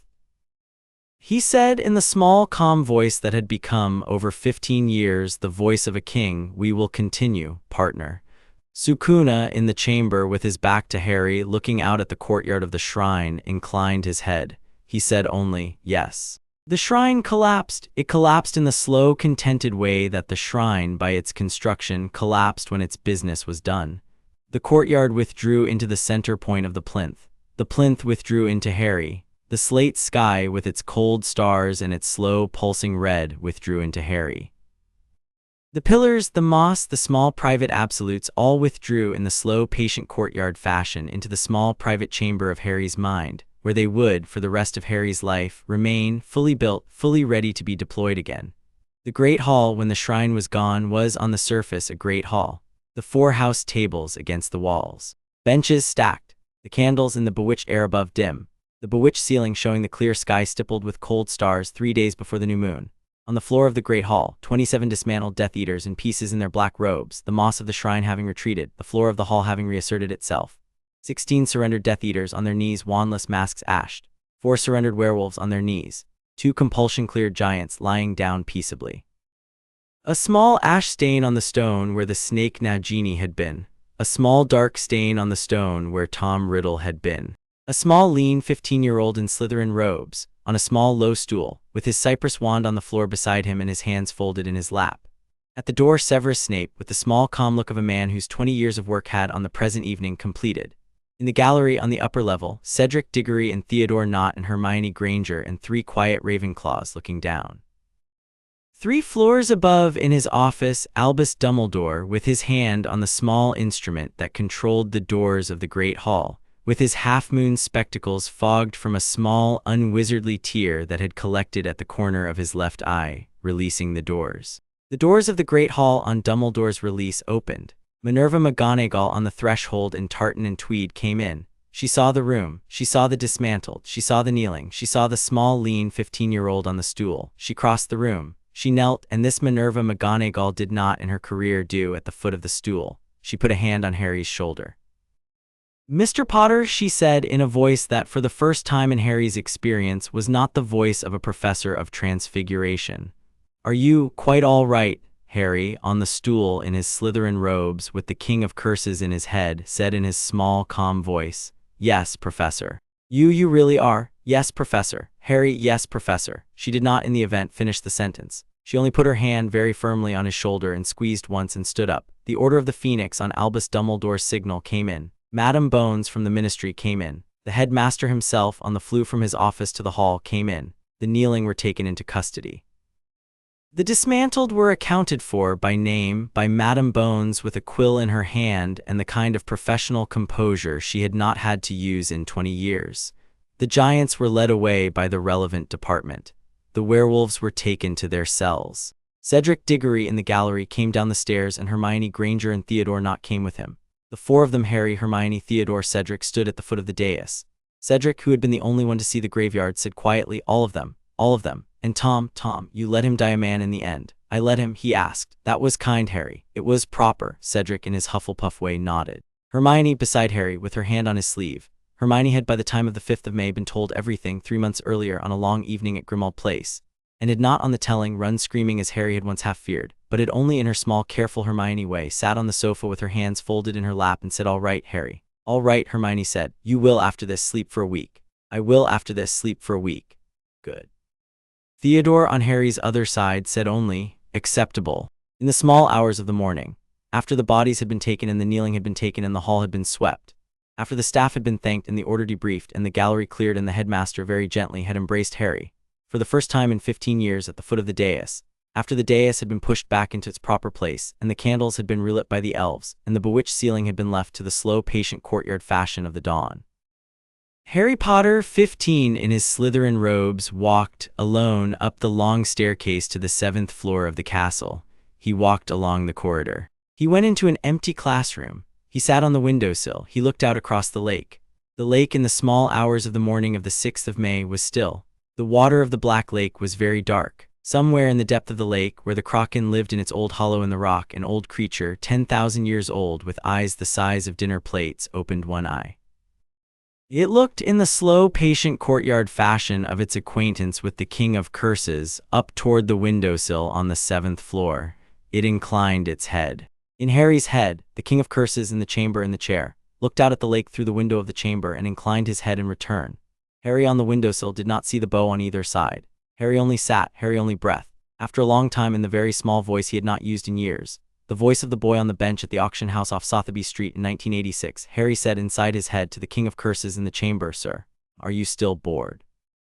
There was in the chamber a long considering silence. Sukuna in the chair with his back to Harry, Sukuna who had been bored for 1,000 years before 1986, and who had since 1986 been many things, including at various times amused, surprised, instructive, irritated, patient, impatient, contemptuous, fond, attentive, proud, and very privately content. Sukuna said at last in the driest possible voice, "No, my host. No, sir, number I am not, as it turns out, bored. I have not been bored, brat, since I was 6 and underfed, and the first to greet me in 1,000 years was a child on the wrong side of a velvet rope. I did not expect in 1986 to be in this body in 1995. I expected at most to teach a small precocious wizard a single useful trick and to expire when his wizards came for the finger. I did not expect in your company to find that the king of curses, that the high-end devourer of gods, that the four-armed, two-faced creature of a thousand-year dome was capable in his old age of an interest in another person that exceeded his interest in his own continuation. Sir, that sounds like do not say the word brat. I am old and embarrassed by it, like love, sir. I told you not to say the word. Sorry, sir. I'm forgiven. The word in my mouth is older than yours. It is not the same word. It is, in my language, a smaller word with a sharper edge. We will, host, agree on its translation in due course. Yes, sir. The dawn came up over the black lake slowly, the way may dawns come up. The water of the lake turned gray, then pink, then a faint, warm gold. The kraken in its hollow closed its eye and slept. Somewhere in the castle, in the kitchens, a kettle whistled. Somewhere in the great hall, the elves polished in their quiet, patient way the stone of the floor on which a number of things had, in the night, taken place. Harry, on the windowsill on the 7th floor, did not sleep yet. He sat, he breathed. In the chamber, the king of curses lit a cigarette he did not need and exhaled smoke into the courtyard of the shrine, which was in the slow, patient courtyard fashion of a domain that had done its work, very quietly dreaming. After a long time, Harry, in the small private chamber, said, "Sir." "What now?" Sukuna, in the chair with his back to Harry with the courtyard of the shrine very faintly dreaming behind him, considered the question. He said, "Now, my host, we live. We are 15.